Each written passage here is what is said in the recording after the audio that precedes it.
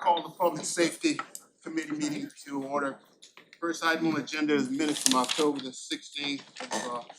Get a motion. Move for approval. Second. Motion is second. Any questions, concerns? All in favor? Aye. Any opposed? First item is, Chairman, I want to explain to our citizens in the audience that we have 3 of our city council members are in Utah. So in training. So if you don't see them, it's not that we suspended them. It's like that. They're just not here because they're doing some training. All right. We're good to go. thank you, sir. The first item up is an ordinance rezoning the property address as 6714 and 6688 Dorchester Road, Charleston County, TMS 40600000004. It's from B2 General Business to R2 Multi-Family Residential, Council District 1. Everybody at once now, need a motion. Motion to approve. Second. Motion is second to approve. I did have a speaker on that.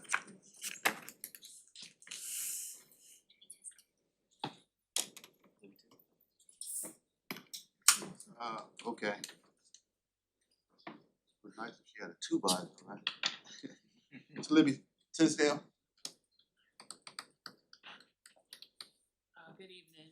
I'm Libby Tisdale. I'm the neighborhood president for 461.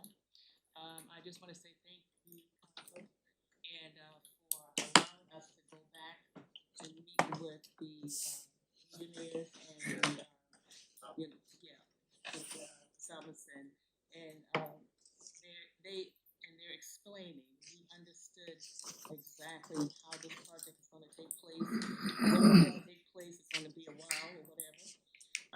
Just want to thank you for that. We met twice, so we learned more, I think, with the second meeting than the first meeting. I think the only thing that we want clear on is when exactly is the widening on Chester Road going to take place. We're not clear on that, if the road is going to widen first or when the townhouse is going first. But once again, we just want to thank you for allowing us to go back and to speak with the engineer and Mr. Salveson. Thank you. Thank you. Thank you. You want to talk about Dorchester? Well, I have a question for you. So what was the final feeling from the community? We still don't like it, but it is what it is. That's it. Any more other questions?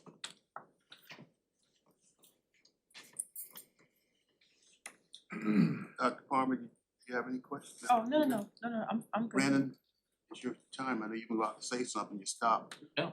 Good. Motion is second. All in favor? Aye. Aye. Any opposed?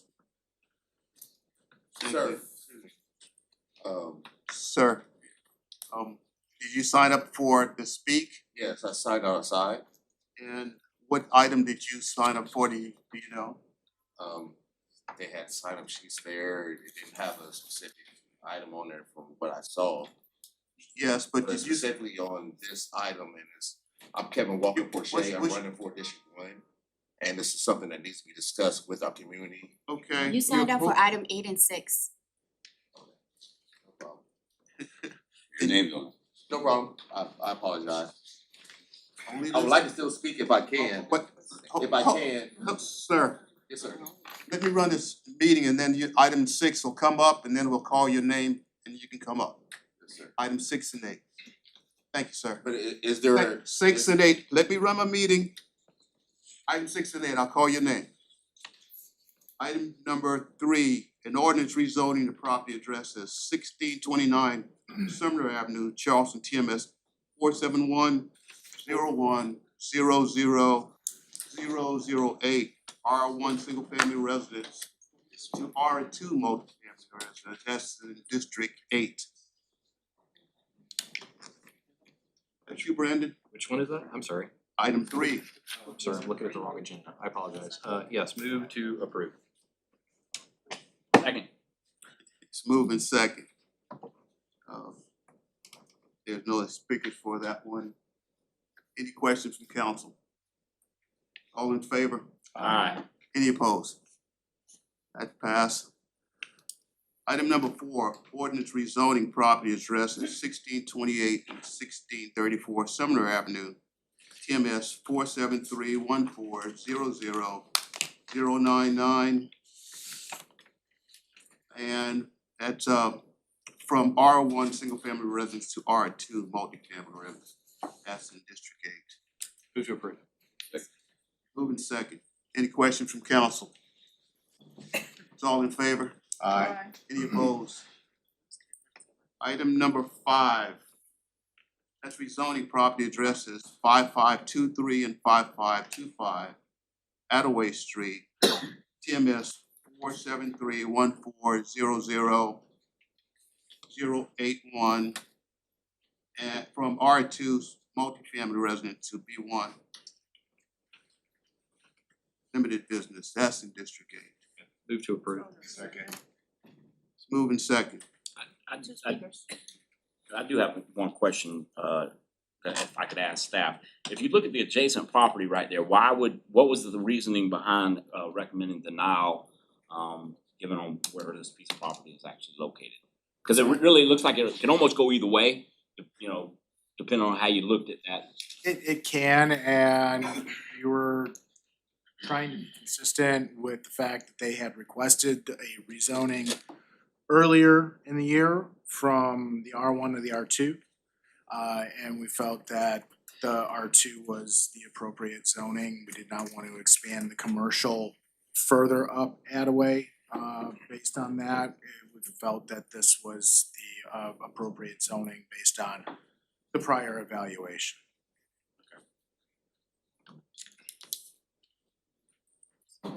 I had 2 speakers for that. It was Nick Jacob is gonna. and Jacob. Good evening, everybody.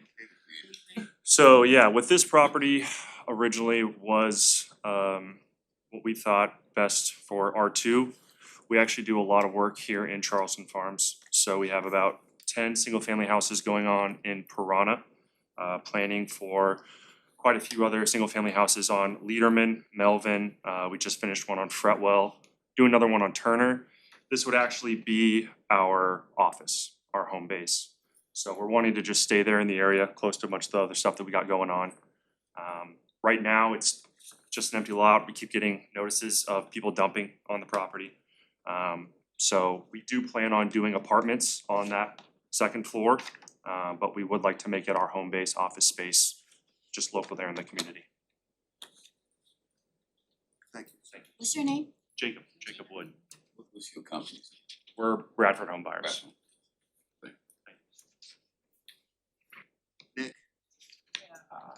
It's the same thing I wanna say about this. You already said.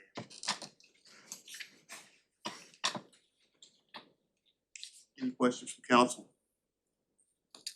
Okay, let's make a motion to approve that. Then that's item number 5. Is all in favor? Any opposed? Aye. Item number 6, an ordinance rezoning the property address as 2156 Midland Park Road, Charleston County, TMS 47816000064 from on neighborhood office to B1 limited business in Council District 2. Need a motion, guys. Move for approval. I need a motion Move and a for second approval. first. Second. Alright, motion and second. We did have some people who wanted to speak on that. I think you had a Miss Betty Strayer. See ya? Okay. Miss Betty, how you doing? Doing good, Mayor. Good evening. I'm Betty C. And I serve as the president of the Millen Park Star Road Civic Group. And I have some of the Millen Park people with me tonight. And I stand before you on behalf of our residents to voice our clear opposition to the proposed rezoning of 2156 Millen Park Road from ON to B1. Many of our residents have lived in the Millen Park for a long time, for lifetime. Some live in the very homes built by their parents and grandparents. This is a community built on history, stability, and pride, values we work hard to protect. We appreciate the property owner, Mrs. Ortega, for attending our October meeting to share her reasons for seeking this rezoning. However, after hearing her explanation and carefully reviewing the proposal, community concerns remain strong and unwavering. The shift from ON to B1 raises serious apprehension due to the wide range of retail and commercial uses that could be introduced into an area surrounded by long-standing residential homes. At our regular meeting on November the 18th, the residents held open discussion on this matter. Following thoughtful dialogue, a vote was taken. All 24 residents in attendance voted unanimously 24-0 to oppose the rezoning request. This was not a split decision. It was not a close call. It was the unified voice of the community. Let me emphasize, the residents of Millen Park are deeply and legitimately concerned, not because we oppose growth, but because we value responsible, compatible development. Rezoning to B1 would invite businesses types that could bring increased traffic, noise, extended hours of operation, and commercial activity, inconsistent with the character of our neighborhood. Such a change could disrupt the peace, safety, and quality of life that families in this community have worked for generations to protect.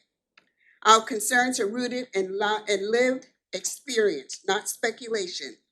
Allowing this rezoning could also set a precedent, opening the doors for further commercial encroachment and slowly eroding the character of our neighborhood. Millen Park's identity is important to the people who live here, and we are committing to preserving it. We welcome growth, we support progress, but we also believe firmly that not all growth is appropriate in all places. This proposed zoning change is simply out of character with the surrounding residential properties and does not serve the best interests of the community. Therefore, we stand united on one accord and respectfully but firmly request your support in denying the rezoning of 2156 Millen Park Road from ON to B1. Thank you for your time. Yes, ma'am. Ms. Betty, this is the question that I have. Thank you for bringing that expressed from your civic group. Did you guys have a chance to touch bases with your council member? Yes, we sent her the, what we voted on, Rhonda. I sent it to her and she was going to relay this information to you guys. I know she's out of town, but yes, we did speak with her.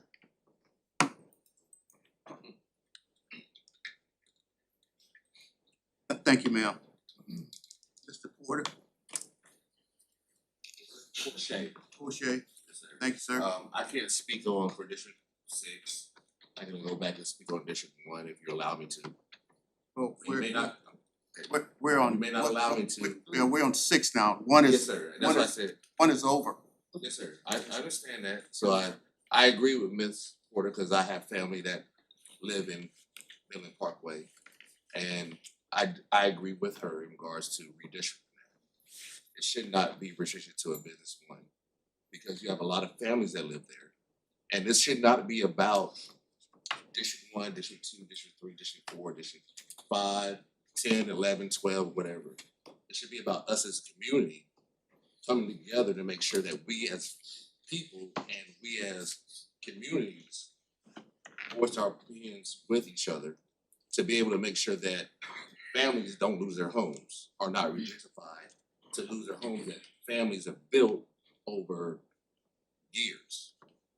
So going back to District 1, which I'm not gonna go back to, but the same thing. I grew up in Murray Hill, Bonds Avenue, Murray Hill, Azalea Drive.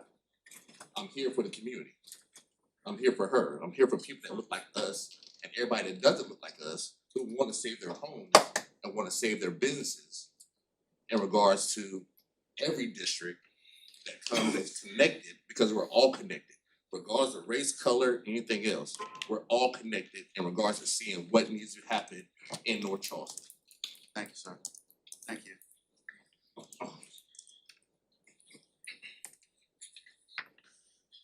That's Miss Betty, I know this is, Rhonda's not here, which I would like for her to be here. This is the first process of, us voting. So I think next Thursday would be another vote took place to solidify what was said here, if it goes that far. I would hopefully that somehow, we get in touch, hopefully somehow we can get in touch with Rhonda. And, because I think tonight we're gonna have to vote on it as we see it, but still, looking at next Thursday, it may be pulled where you can probably have some more discussion with Rhonda from the community perspective if there's a change. But I wish that she was here also. Well, she told us that she was not gonna be here. And I have my text, I text her to let her know what our decision was. She Yes. told me that she would relay that information to the council on where we stand Well, as far that's, as approval or not approval. And I do understand that there was a prior reading, the first reading that took place with this issue, and we were not informed, the community didn't know. And so that's why we're here tonight. And I understand that it was a 3-0 denial of that rezoning. So we're just here to just emphasize that we do want it, our position on it is to be denied. go ahead, had a motion to approve on this. Any questions from council? Did he get a second? I don't think he got a second. Yes, Dr. Ganaway, yes. Oh, Yeah, okay. yes. I'm sorry. So the motion was to approve, Approve. but you can still vote Right, no, yeah. if you're Yes, denying. yes, yes. And you still, this is your first vote, you still got a vote coming next Thursday. Anybody else, any questions? Clarity, Yes. was the motion to approve the denial? No. Motion to approve. Approve the recommendation from staff and from the planning commission that is for approval of this. Well, I wanna withdraw my second. I thought it was. Lisa. Go ahead, Jim. May I say something first? Sir, you've already spoke. You don't have anything to say right now. This is council making the decision. And we gotta move forward. Just want you to be appropriate of the process. I agree Oh, so hold on.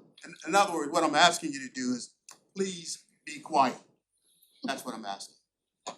Council, please. I just wanted to ask staff, we see that there was a split for the planning commission, can you shed some light on this item? So staff's recommendation was denial. The planning commission also recommended denial. Okay. I cannot speak for the commission members who did vote the other way. But we did not feel that this was an appropriate zoning category for this district for many of the same reasons that the group already cited.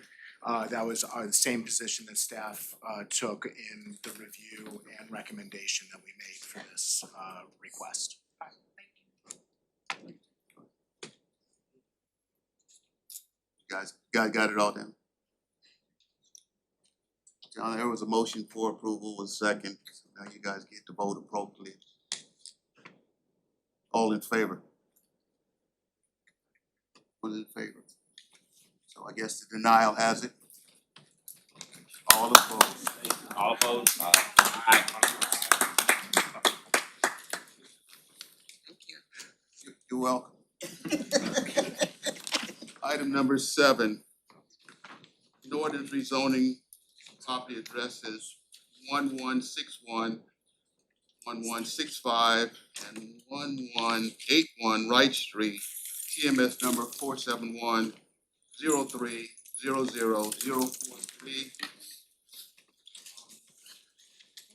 That is from M1 Light Industrial to R2 Multi-Family Residence, District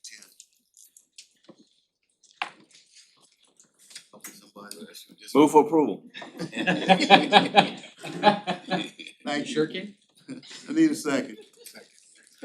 It's a motion second. Any question on this item? All in favor? Any opposed? Item number 8, an ordinance rezoning property address is 2737 Dancer Drive.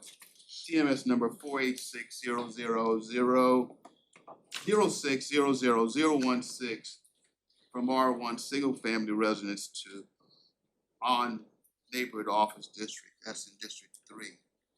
So I move that city council accept the planning commission's recommendation and deny the rezoning request for the property located at Zanzer. Second. Any questions from council? But hold on 1 minute, I think we got quite a bit of speakers tonight. Quite a bit. Mr. Lou Barker. Baker. I'm trying to save you time. I'm the only one, you know, I'm gonna withdraw my, and then they won't need to speak. Okay, what I'd like to do is, what I would like to do is. Just be quiet.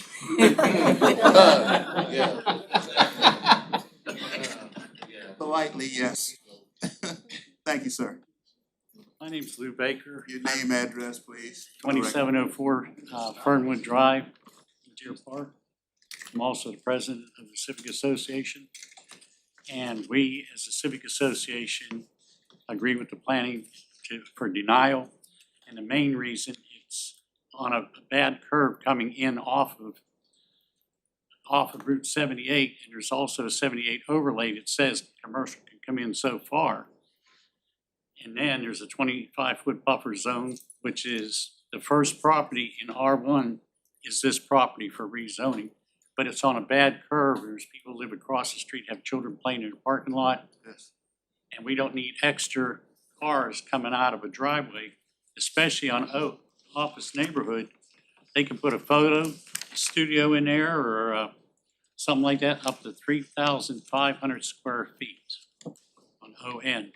And the last thing, that young lady right there, Mary Hudson, lives right next door to this property. And she's lived in the neighborhood for close to 50 years.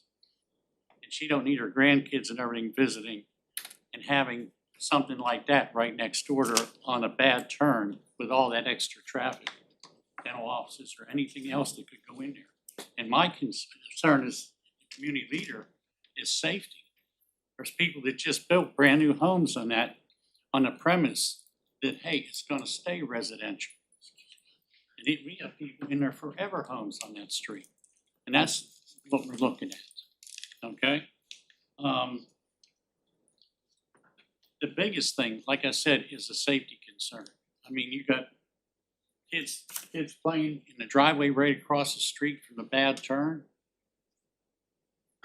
And it's scary, okay? And we're gonna agree with planning to deny it. And the main reason, safety. The city, we have a lot of things, there's a lot of development going on in Deer Park right now. We have 200 new homes back on Salamander, 50 some.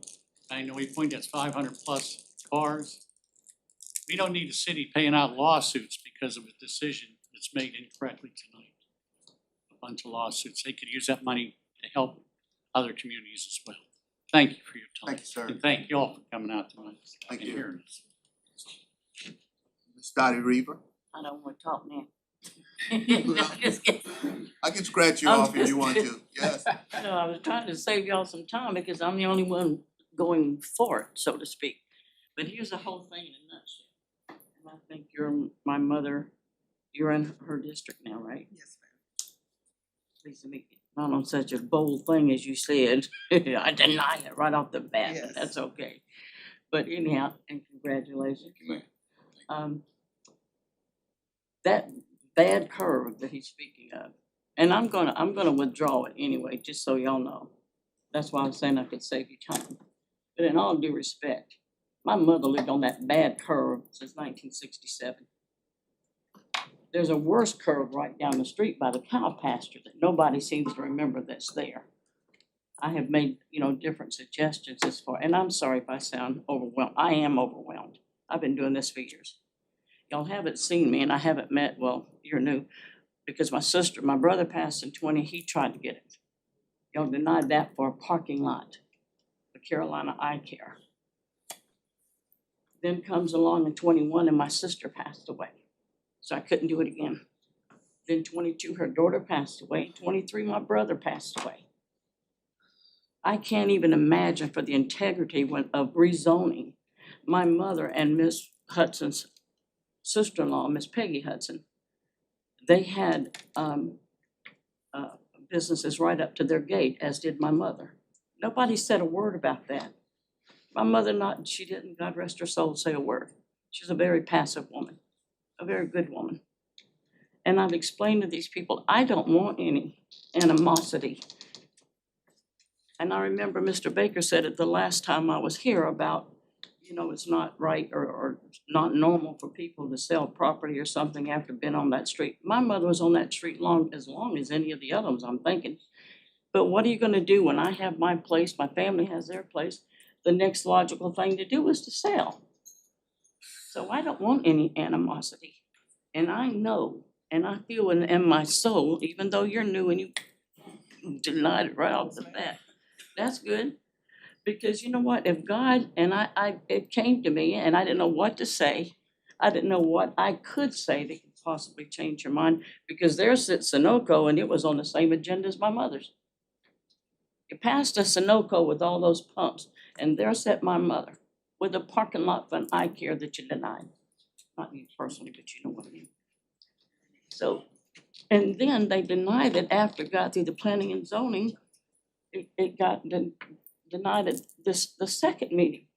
So I said, well, Dottie, keep trying, because if Mayor Summy was here and he said, they denied it completely in the planning and rezoning and passed it in the next one, so just keep trying. What are we gonna do with the piece of property unless we're gonna have a fire sale? And there's Mr. Jacob Woods right back there is trying to buy it, or offered, not trying, but offered. But I said, what are we gonna do, have a fire sale in order to get rid of it? So any way you look at it, and I pray, I know it's gonna happen to each one of us, but in order to sell this piece of property, we're not trying to do anything wrong. It came up, as B1, neighborhood office. I seen no reason why. And I know I'm not smart like y'all, and I don't know about this much as far as politicking going on. But I just could not imagine in my wildest dreams how that gas station, every time I pass that gas station, I have to ask the Lord to forgive me, because it's stuck in my craw. How that could pass in my mother's parking lot at an eye care center couldn't. I said, can it closes at 5 o'clock? So it's not like it's gonna, and they even offered to rebuffer, extra 10 feet instead of 5 feet or 20 feet. So they offered everything that they could, so it wouldn't be a postage size space once they got through trying to appease the next door neighbor. My mother didn't get a piece and she never said a word.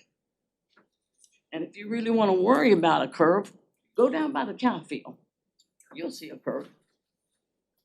So other than just withdrawing right now because we already have one that's gonna deny it, I don't know what else to say other than the integrity of rezoning stopped when it came to my mother and Miss Peggy Hudson.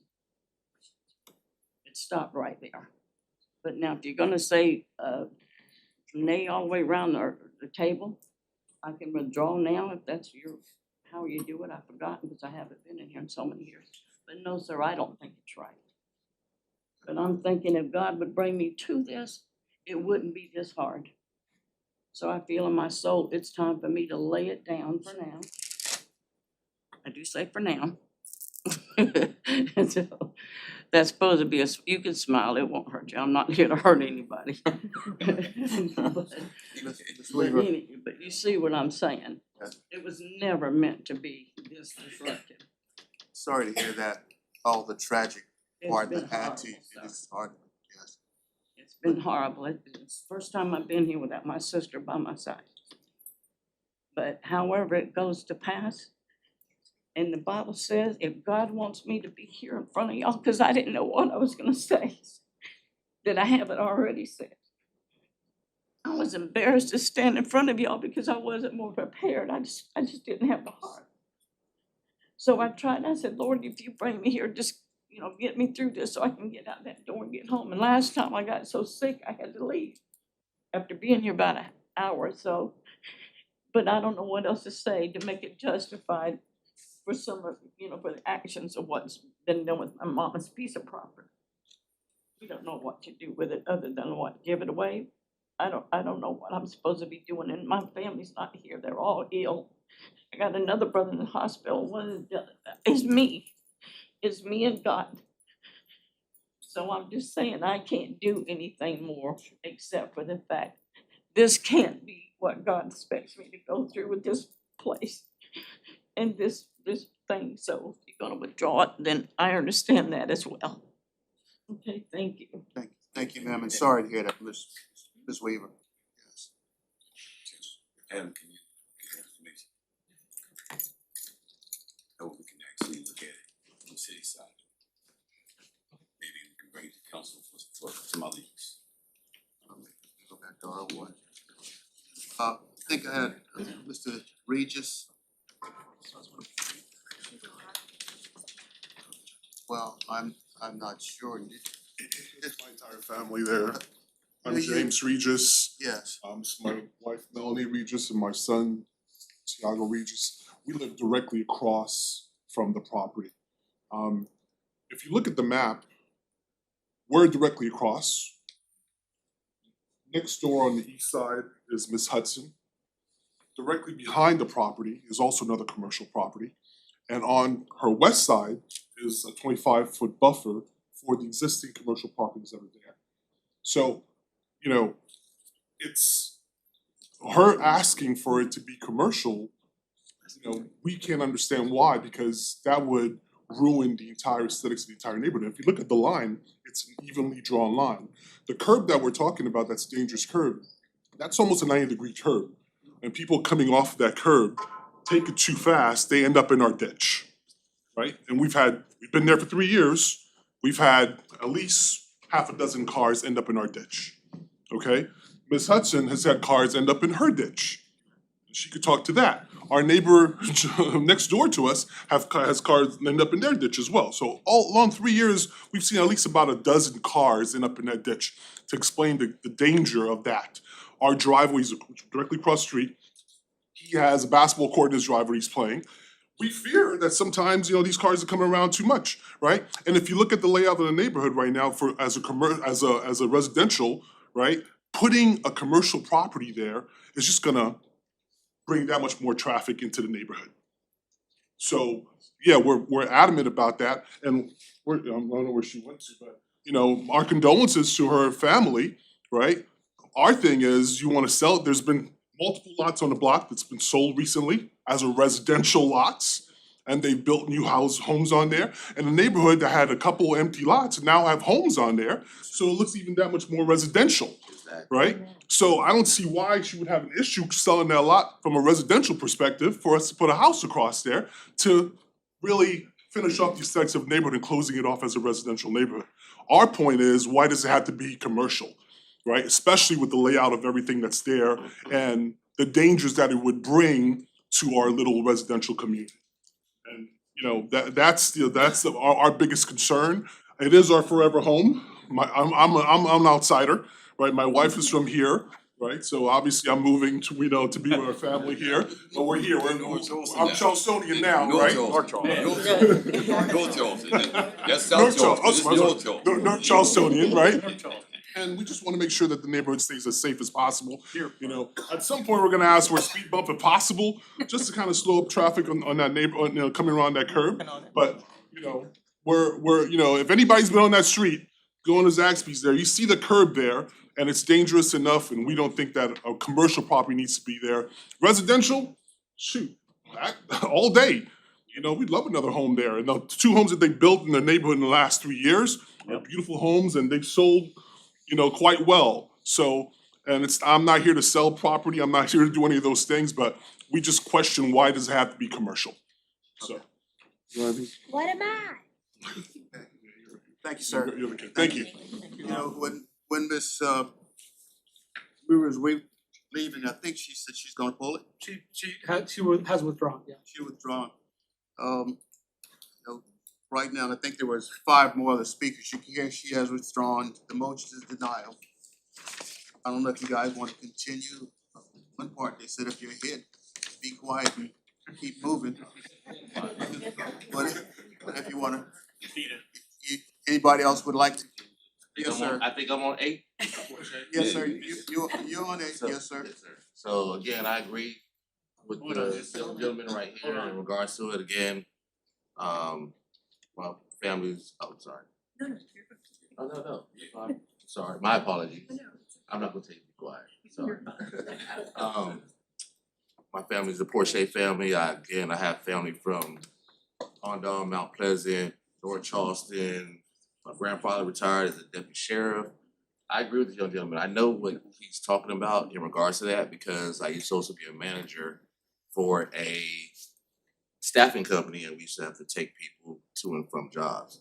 So we used to have to take people in there to do certain construction jobs, whether it's building homes or whatnot in regards to that. So I do agree with him. I wish Miss, what's her, I'm sorry. Weaver.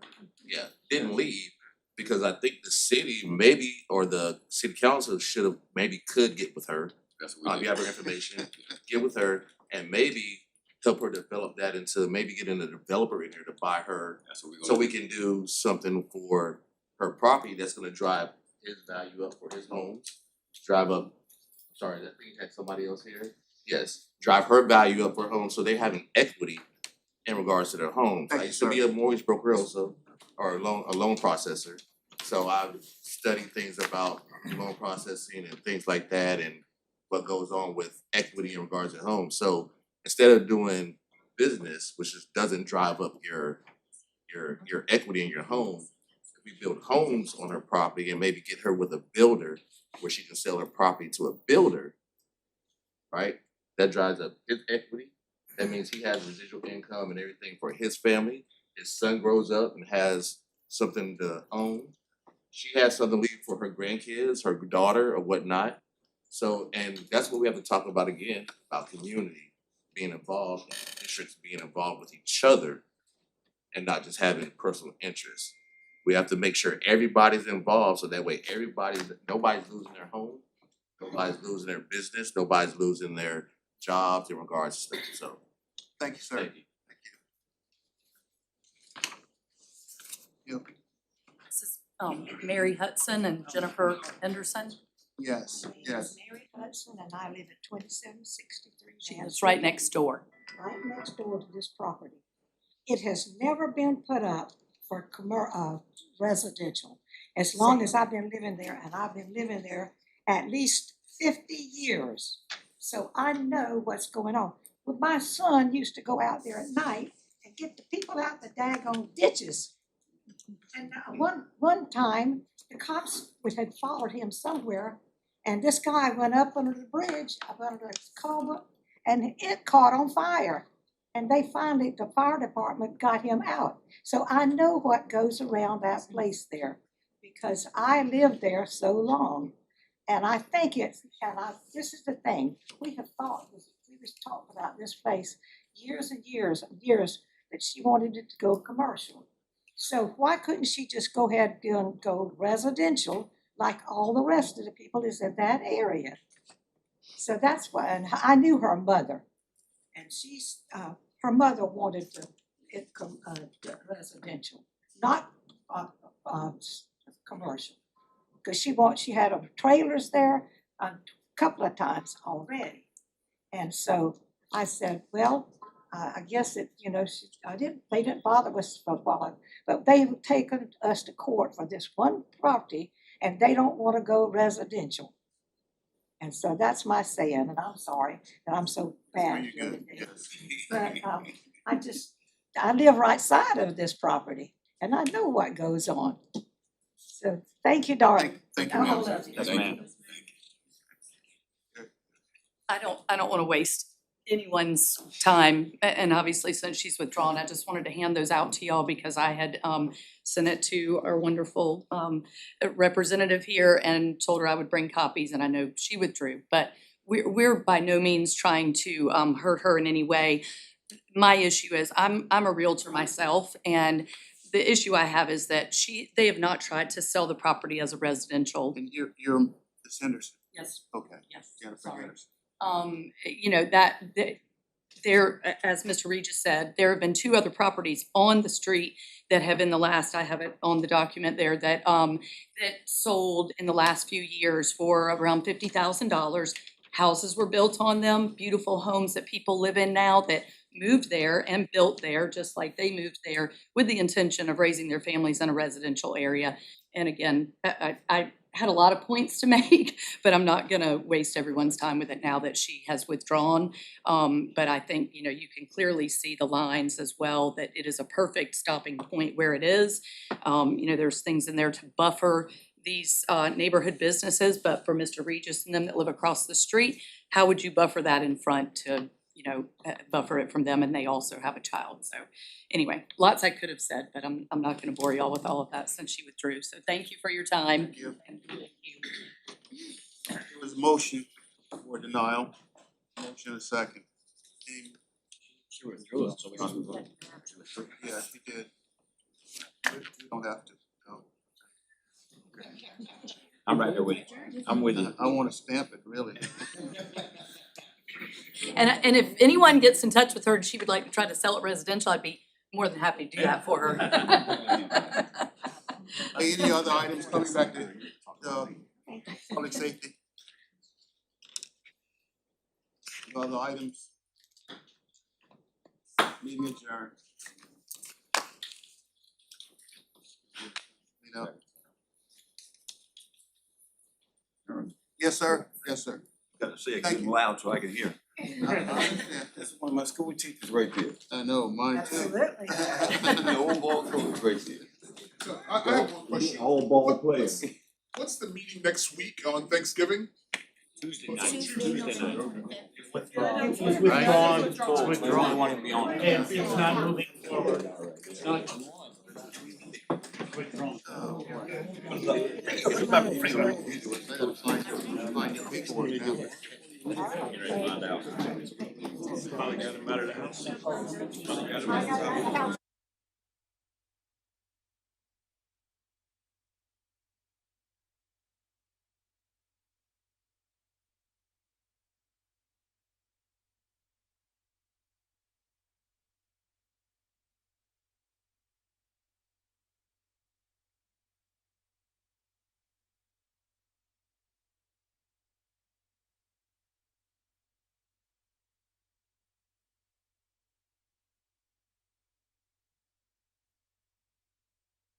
Start the finance meeting. I'll call the meeting to order for November the 20th, 2025. The first item on the agenda is minutes from the October 16th, 2025 finance meeting. Move for approval. Second. Have a motion and a second. Is there any discussion?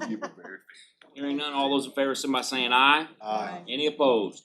Item number 2 is a presentation of the 6/30/2025 audit report, management report, and single audit report.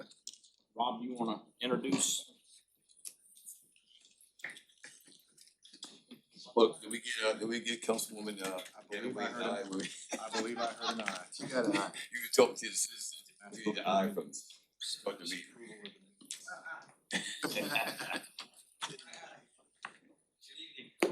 Guys, this is Kellen Shuford. He's with Malden and Jenkins. Malden and Jenkins been our auditors now for probably 7 years, maybe. Kellen's been lead on that for probably most, if not all of that.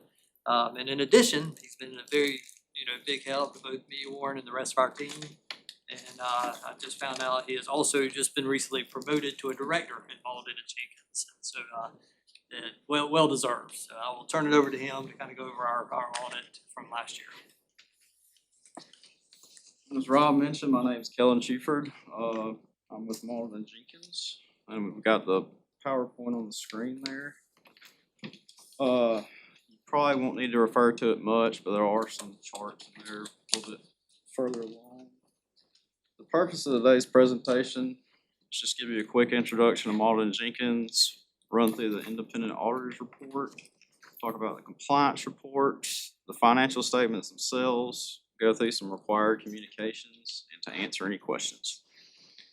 A little bit about Malden Jenkins, specifically the governmental sector. We serve over 725 governmental clients across the Southeast, 25 governmental partners and directors, 156 plus hours provided to governmental clients.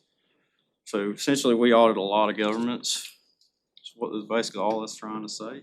We have a lot of experience doing it. Yeah. Okay, the audit opinion. The city is responsible for the ACFR or the financial statements themselves, and it's our duty as your external auditor to provide opinions on those financial statements in accordance with the applicable standards. I'm pleased to present that we were able to issue an unmodified or a clean opinion. It is the highest level of assurance that we can provide you. That means the financial statements are fairly presented in all material respects in accordance with GAAP.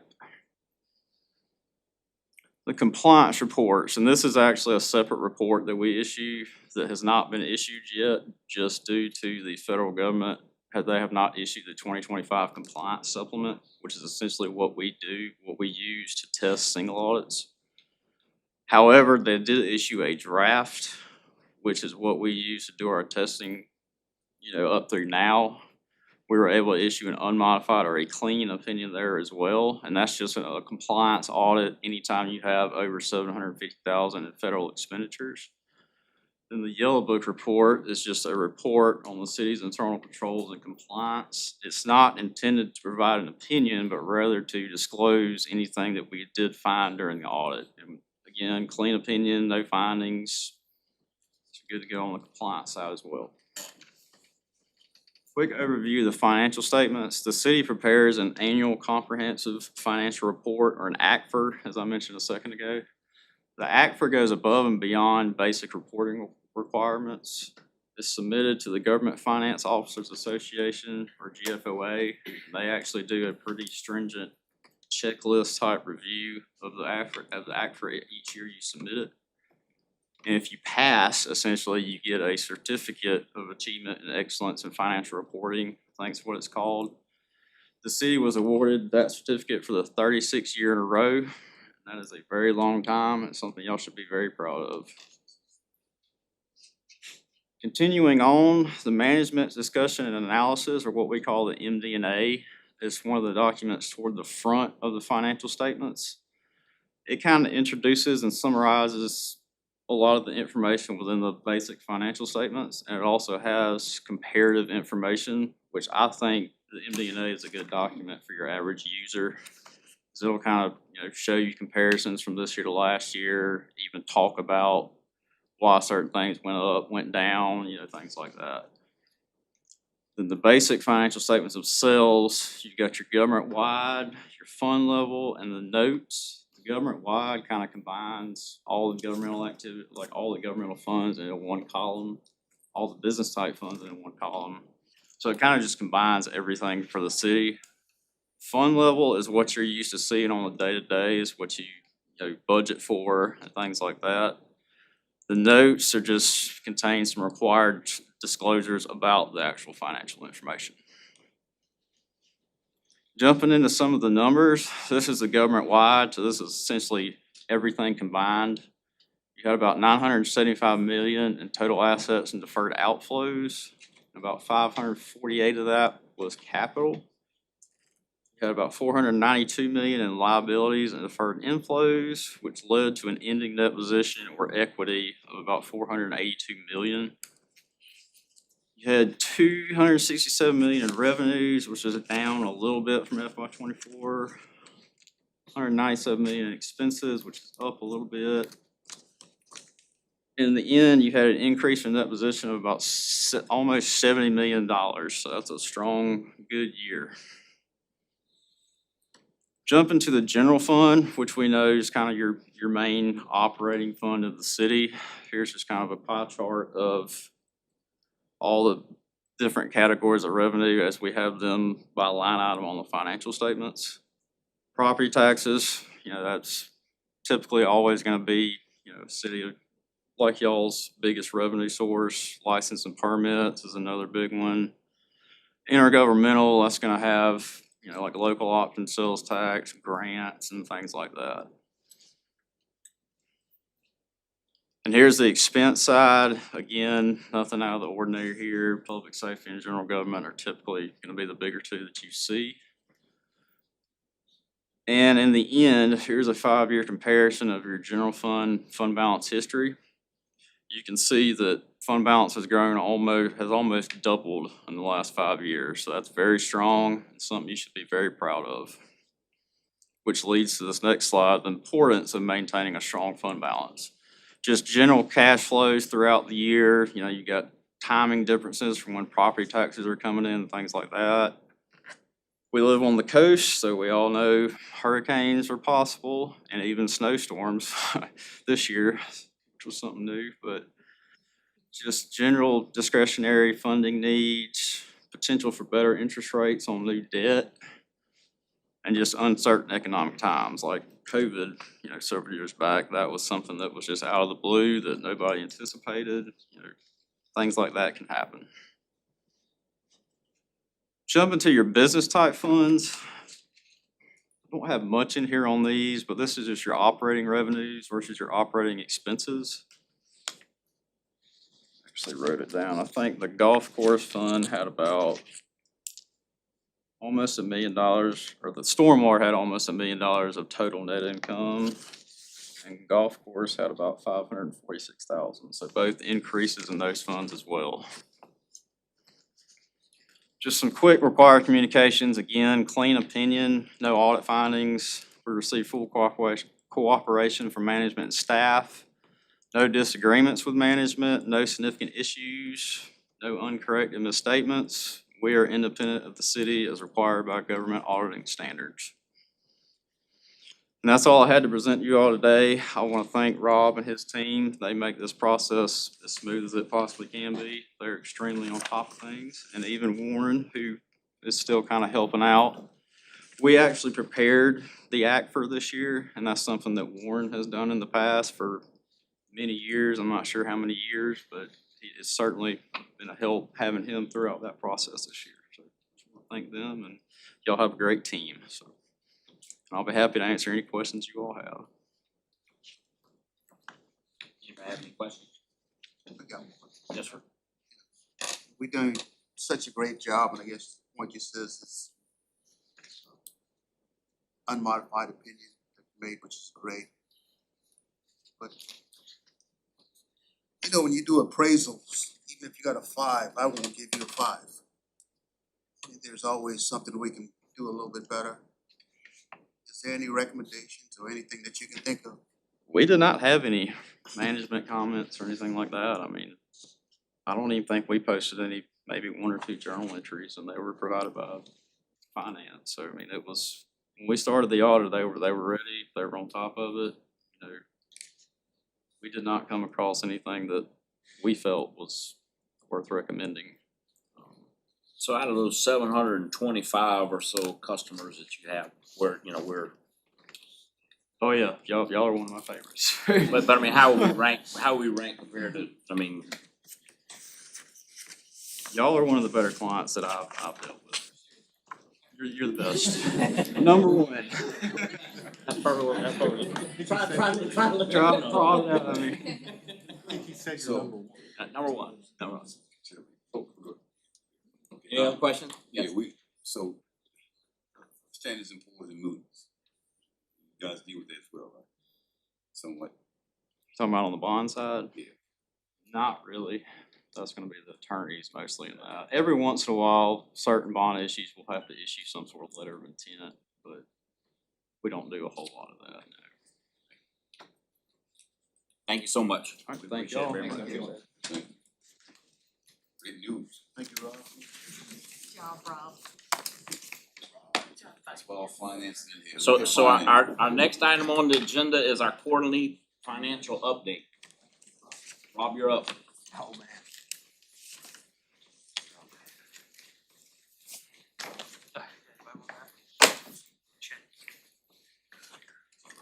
Thank y'all. And first, before I go on, I'm always pleased to get a report like that. Just wanna say thank you to you guys as well, because management, you guys, help set the stage to make things easy. Council, you guys give us the support we need to be able to do it. My team is incredible, and it's a huge process to go through that audit. So just want, it's really a big group team effort being supported by you guys as well. So thank you guys. None of it would be possible without that. So, and with that, 1 second, because I've locked myself out of my iPad here. Let's try this one more time. Well, you Yep, got there we back go. We're together. good. I wanna Alright. say this, this is my 36th year working for the city of North Charleston. I've been here when Ben Simon was finance director. And then Mr. Warren Newton, other people in between. And the directors are very valuable because, like you stated, we are on a hurricane alley. We have a lot of unusual occurrences that happen. And that's the factor that I've always seen, that we always right the ship, because we know that we have a fund balance. That is not something that you just go use because you feel like using it. We need to maintain that money, because if something happens, we have to keep the city up and running. And I love that you keep it in mind that that's important to keep hands off of that. And the last thing I would say to you, Rob, is that all those years I've been here, when we was at Old City Hall, and then we came over here in '09, when you got back there, when I got in, you had filled your spots, because the citizens need to have access to anything in the city when it comes with our finance. And if you go in his area, all the cubicles are filled, all the office space are filled. Not saying anything against the other ones, but I see that you're really thinking about, breaking down every aspect of our city to make sure we provide services to whomever we need to. And I think that's positive. So I wanna thank you for doing that. Thank you. I appreciate it. And thank you for your support, because that team, my team is, we're fairly young, but I got some incredible people. Some incredible people. It's been fun to work with. So, with that, I'll jump into the finances. Kellen kind of gave the previous year. I'm going to be kind of looking more where we are now, so a little bit different topic here. So just looking at it, I'm going to start with the budget revenue report. That's the one that has all the numbers. It's not the one with the graph. A lot of times I'll start with that one. I'm going to start with this other one first. Couple of things. It's fairly early in the year. I ran this as of the end of the quarter, so the end of 9/30. And so, at this time of year, it's kind of really hard to tell where we're going to end up. By all means, it's this first quarter. Year-to-date revenues, we're at 15.8 million. That's about 10% of our budget, or 9% of our budget.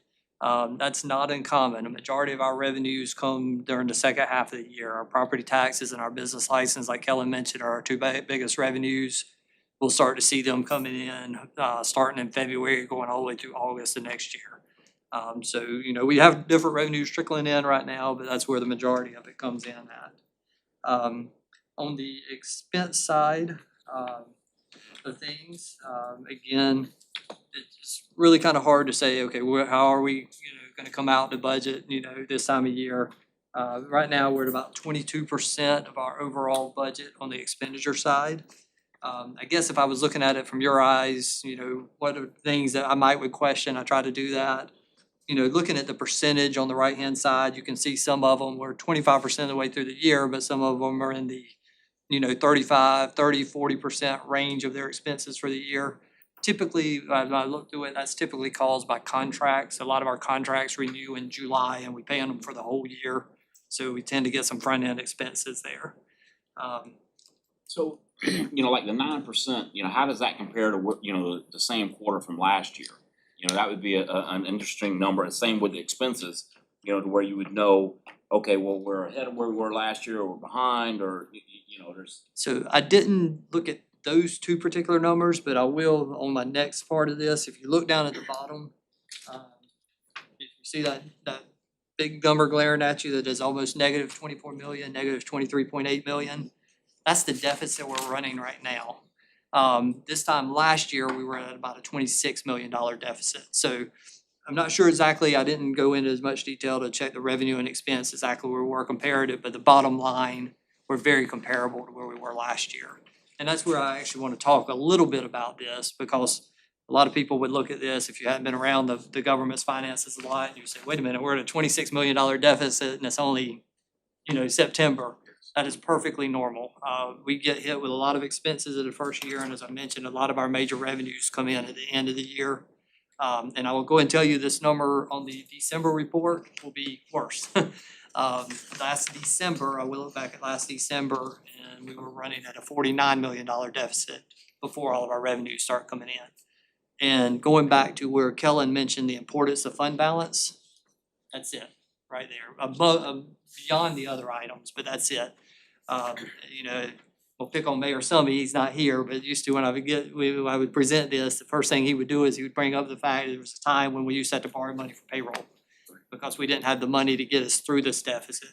Well, one of the benefits of having this fund balance built up like we have over these last few years is it carries us through this, this deficit every year to where we don't have to worry about it. We don't have to worry about waiting till year end to buy our cars. We can order them right at the beginning because we can afford to do that.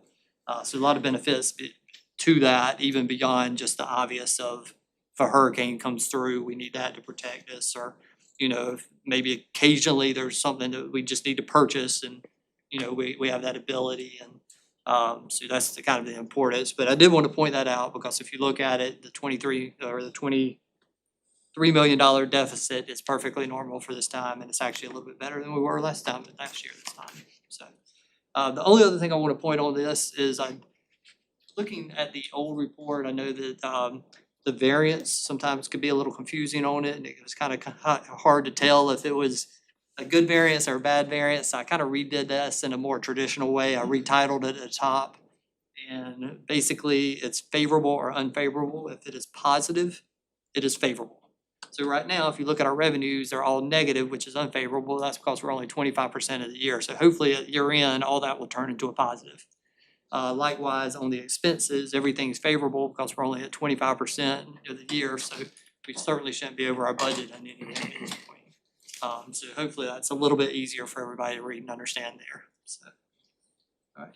Going on to the next report. This is the graphs. And we'll just touch on a couple of things here. And this one does give you your year-over-year comparison, like Councilman Skipper just mentioned, and I think that's pretty beneficial, especially this time of year, because kind of comparing to last year kind of gives you an idea where you really are. First one is local option sales tax. The budget this year is about $500,000 more than it was last year. Year to date, we're up about $300,000 over where we were last year. And what I think is important is that little percentage of budget right beside it, because that shows you, at this time last year, we were at 25% or 25.6%. This year, we're at 26.7%. So hopefully if things stay on track, that means that we are on track to hit budget again this year. The next one is hospitality taxes. And this one, we actually budgeted a little bit less this year than what we did last year, because during the budget process, we were going through a little bit of a recession at this time last year, and numbers were down. So I remember first quarter last year, I was sweating a little bit up here saying, I hope we didn't over budget everything. And so with that, we're at actually 27% of budget this year, whereas last year this time we were at 19. So again, barring no major economic turns, we're trending well. Local accommodations tax is the next one. And again, kind of very similar to where we were last year, about $20,000 ahead as far as, dollar wise, and percentage of budget, 29 or 30% versus 29%. So again, trending in the right direction. The only one that's getting off to a slow start is the state accommodations tax. We're at about 60% of budget. This time last year, we were at 60% this year, we were at 62 last year. So it's down just a little bit. We actually did budgeted it down a little bit from last year as well, because this has been in kind of a little bit of a slowing state. And if there's one that I want to be slow, that's probably it, because only about 5% of that goes into our general fund. So it doesn't have a huge effect on us. Business license, we're at 9.7% of budget this year. Last year we're at 9.9. Really too early to tell anything on that. For those who've been around, the business license fees start coming in May, April, June, and July, and even August. But all in all, it seems like we're getting off to a good start and definitely, I think, a better start than where we were at this time last year. So, any questions for me? All right, thank you for your time. Thank you, sir. Thank you as always. CFO. Item number 4, approval to purchase a new 2028 Pierce Enforcer Aerial 107 ladder tandem axle fire apparatus from Spartan Fire and Emergency Apparatus Incorporated, Roebuck, South Carolina, in the amount of $1,931,200.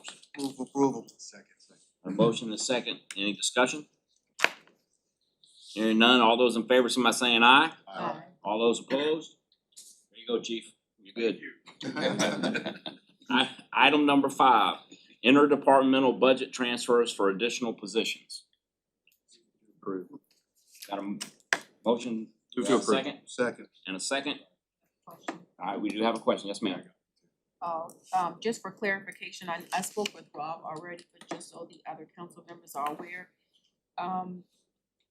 Councilwoman Jerome also had a question to clarify the positions for the departments, the number of positions, I would say, so. So we're basically, it's 5 positions, and I think I named the departments in there.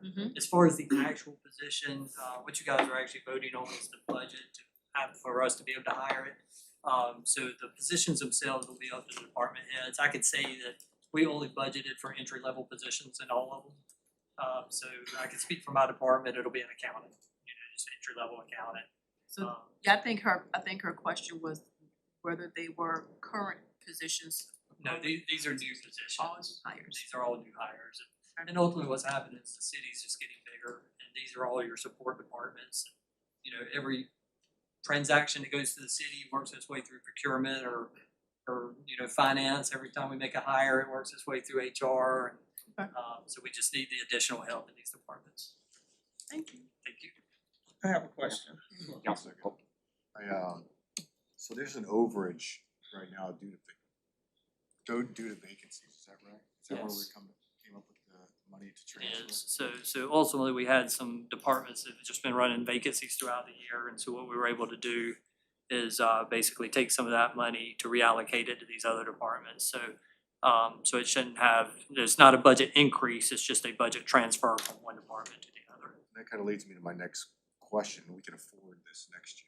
So that is a very, very good question, and when I, speaking with the mayor about this, I kind of told him as well, this year there's no budget issue on it whatsoever. It just doesn't, again, it's just a transfer. I'll also add that the money that we're moving these funds from those departments, looking forward, there appears to be no drawback to those departments. They should still be able to hire any and every position that they had funded at the beginning of the year. What you're asking is a very good question. Yes, so especially with these small departments, hopefully we don't have a lot of turnover. So going into next year, it will be, part of the budget that we've got to figure out how to add this. Historically speaking, as long as I've been doing the budget, we typically add, 10 positions a year. We've typically been able to bring on new to help support the growth. So yes, we will have to make sure that these are funded next year. But I don't think it will be a huge. Projections of this, it looks like I it's am, been done I before, am, right? but that is an excellent question because that's really the only challenge is next year's budget. But we always have all kinds of challenges going into the budget year and we figure out a way to overcome them. So, but that's an excellent question. Yes, ma'am. Well, he asked my excellent question. Yeah, well, you had an excellent question. Was anybody else about to ask that excellent question? No, And since he asked it, will there be any shortfalls or adjustments we need to plan for? As far as next year? Yes. So, I mean, we're gonna have some challenges going into next year, as we always do, but, it's hard to say until we actually get into the budget process. And I know you haven't had a chance to come through it yet, but just to kind of give you the kind of basics, every year during the budget process, just kind of the process of it is all the departments put in all their wish list. And, our department is handling the revenue projections. And every year, that wish list is $10-15 million more than what the revenue projections are. So we always have to go in and kind of sharpen it and say, okay, what do we really need out of this? Where can we, some of this is wish, some of it's needed. And so we end up getting it balanced, and so, you know, it's common, what we're doing here is not, if we were trying to hire 30 people, that would put us in a bind next year. 4 or 5, I really don't think it's gonna hurt us. Yes, ma'am. I know the mayor talks about this quite often, so I wanna confirm, we're pulling from facilities and public works. Yes. I wanna make sure our public works men and women will be okay moving into any potential increases, raises, because they are, you know, underserved. Trash was late the other day and I heard about it. So I don't, I wanna make sure that as we're pulling from these departments, and I think you confirmed that with answering, Councilman's, MD's question, confirming that Public Works will not receive a drastic hit and they will not be impacted for any potential opportunities for increases as they do need it throughout the coming year. Yeah, no, I what I did before I took from any department is I've got a spreadsheet that after every single payroll, we update it, we do some projections. As part of one of the pages in that, it looks and says, okay, if we were to hire, if they've got 5 vacancies right now and we were to hire every one of those tomorrow, where would we be? And even when we did that, there was still enough money left over to be able to take a little bit from their account and still give them some extra because of the number of vacancies they've had. So shouldn't be any problem there. And then as far as our annual raises that we do, that's actually budgeted in a separate pot of money. So it will not affect that at all either. So. And good question, Roberts. Because what we did, once we actually took a look at the level pay that they were receiving, and we actually helped to increase, so in other words, instead of them. Bigger increase. Yeah, they will always have a big increase because we made that adjustment. Okay. That next year. Okay. Councilman Brown?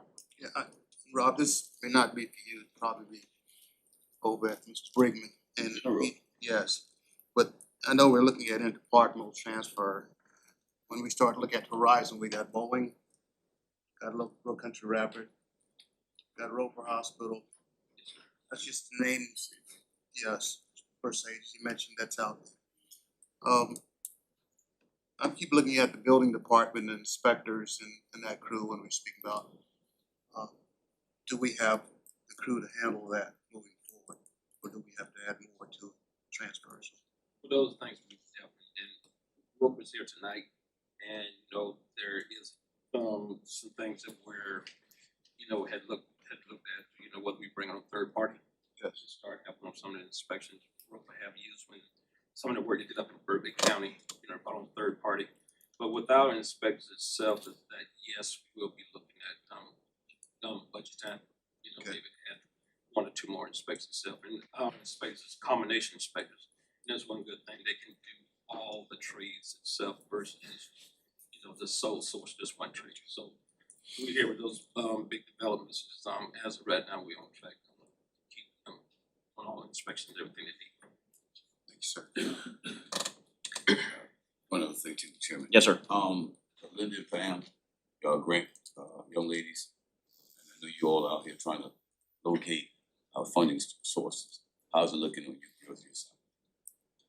In terms of just funding in general? Yeah, the security funds for positions or funds to do anything for the city that would actually get away from the regular, you know, part of the money we need.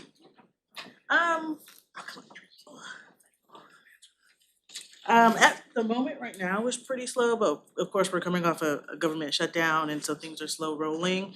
And we're also dealing with, of course, some funding changes on a federal level. But I would say for what we can find normally for personnel, it's still the same. Even tonight, there's a grant on for personnel and police.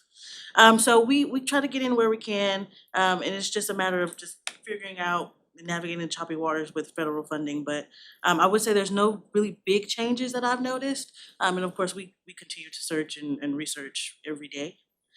So we'll just keep our eyes out for it.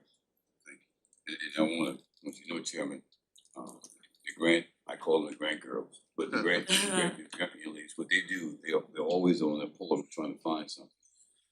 And I told them it doesn't matter which side, it doesn't matter to me. We need to talk to any and everybody, try to get resources in here to serve our citizens, and that's what we're doing. matter who we need to speak to, what do we need to go through, we're trying to find anywhere. And the proof is in the pudding, cause we have seen, you know, Yes. an increase in grants, so Yes. y'all, you know, we've complimented y'all before, so thank you. Yes. Thank you. Yeah, thank you. Anything else on that? We have a motion and a second. All those in favor, signify by saying aye. Any opposed?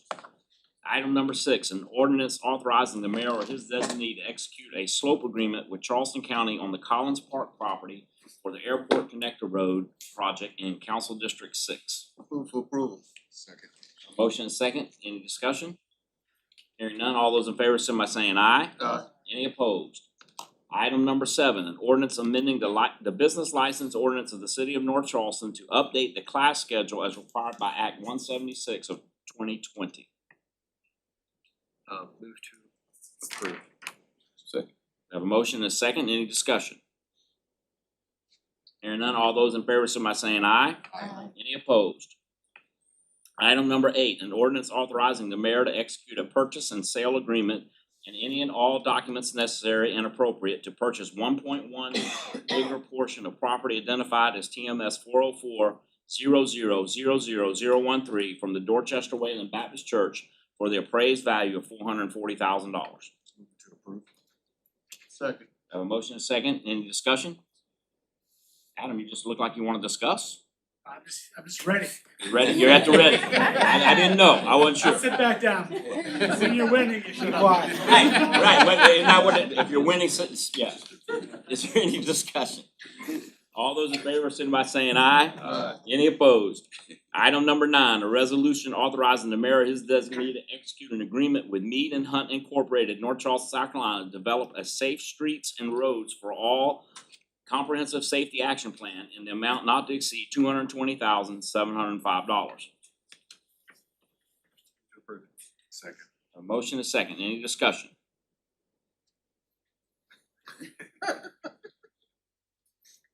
Hearing none. All those in favor, signify by saying aye. Aye. Any opposed? Item number 10, a resolution authorizing the mayor or his designee to execute an agreement with Code Studio, Austin, Texas, to assist in the development of a Unified Development Ordinance, UDO, in the amount not to exceed $1.5 million. Move to approve. Second. Have a motion and a second. Any discussion? I would like to have an overview. I know you passed out some information, Tim, but maybe if you could, you know, or if you want Adam to stand back up, I don't know.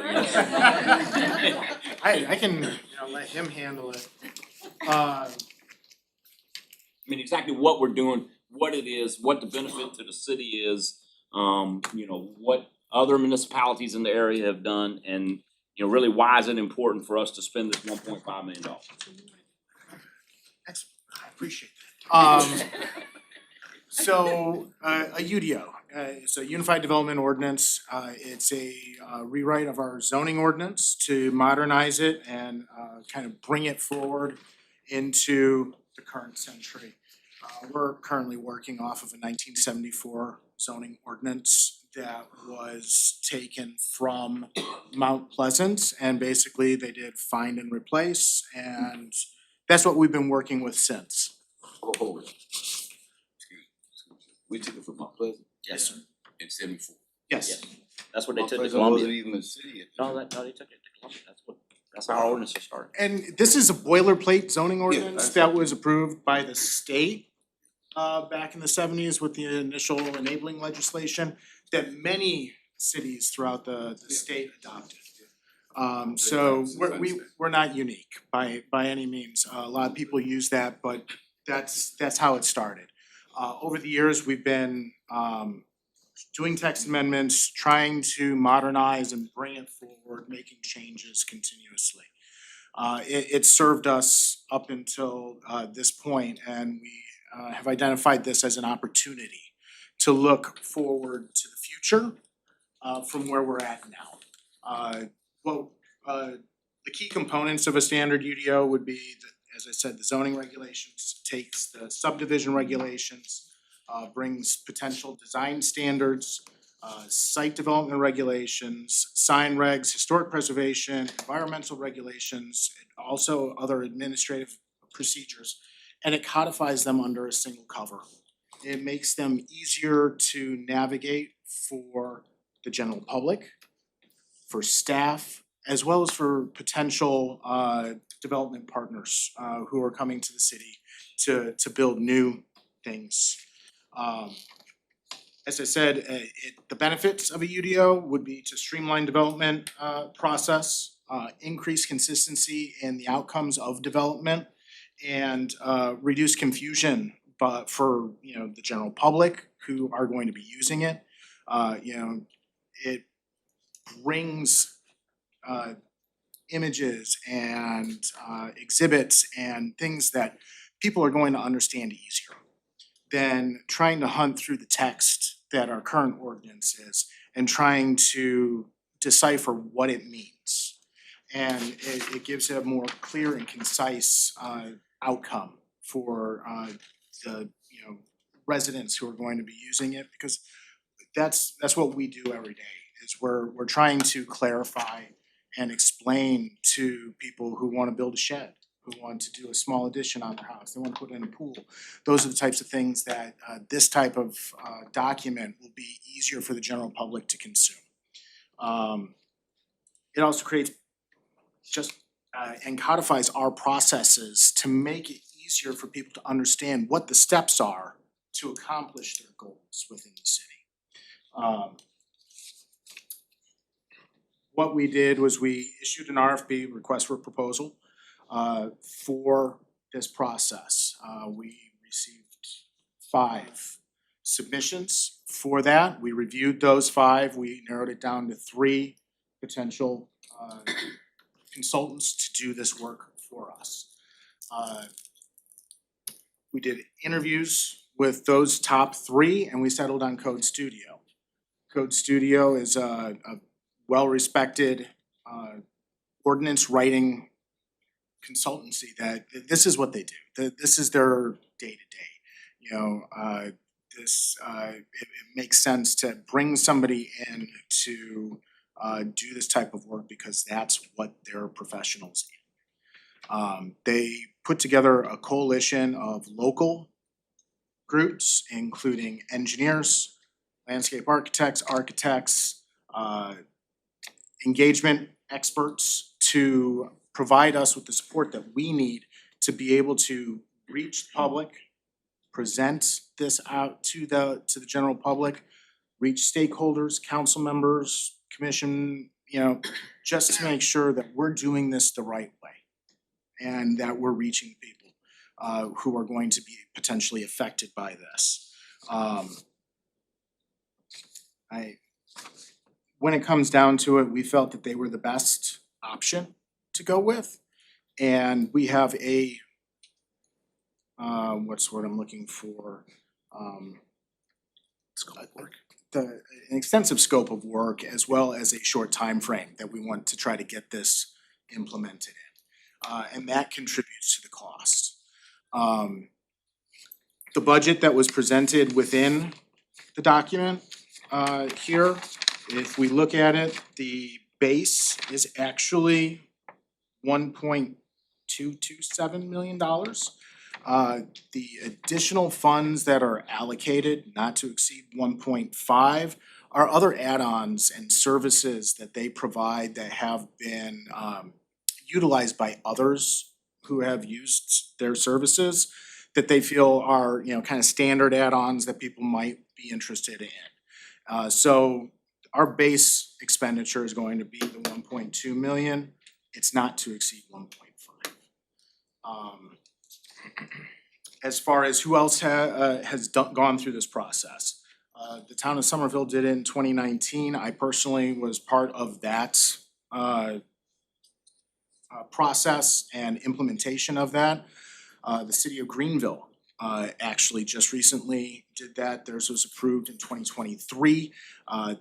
They used Code Studio for the writing of their ordinance, and that is actually one of the other reasons why we selected this group, because of the quality of the document presented by Greenville. We had a conversation with Greenville. I had individual conversation with them. They spent 1.1 million on theirs in 2022, 2023. They are a much smaller city, 30 square miles, 75,000 population. We're 80 square miles at least, and then 121,000 population. It's a much larger land use evaluation and analysis to go through that much more city to completely rezone it. So there's going to be it's a bigger lift. And so that's where some of this expense comes from. Anything that I missed in that, in your initial question? Yes, sir. I just wanted to also say that we did have a committee, right, at the mayor forum, and Charmaine and I sat on that committee, so this was not done in a vacuum. Council was involved, and we agreed, we all, in fact, I don't even think it was, it was a unanimous vote to go with Code Studio.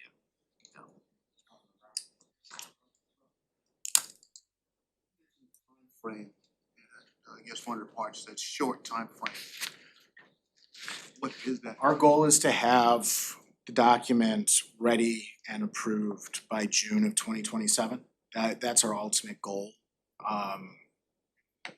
That is an 18-month process usually. It takes about 2 years to do this whole process.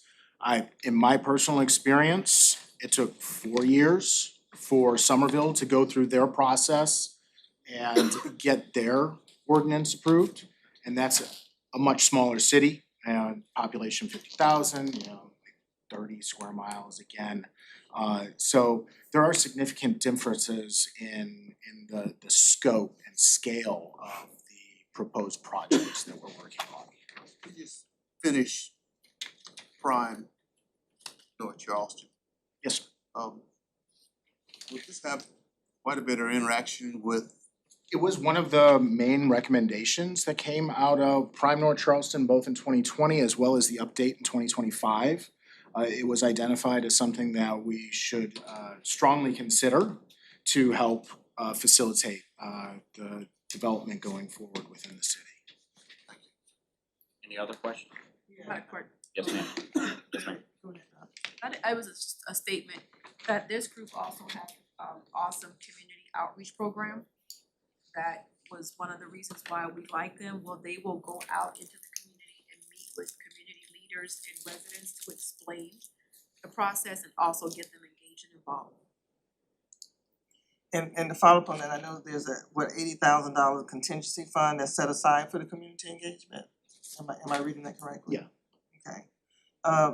There was a question asked about how long it was gonna take. Can you explain the extension of 7 calendar days to me that can be requested for certain review tasks?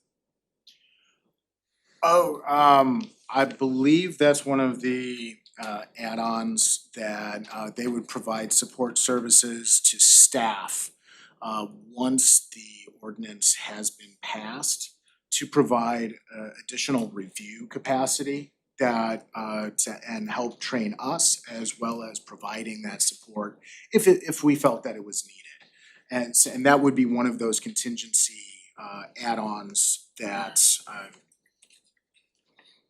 if we felt it was necessary that we could add to it. And another how would the feedback be gathered from the community?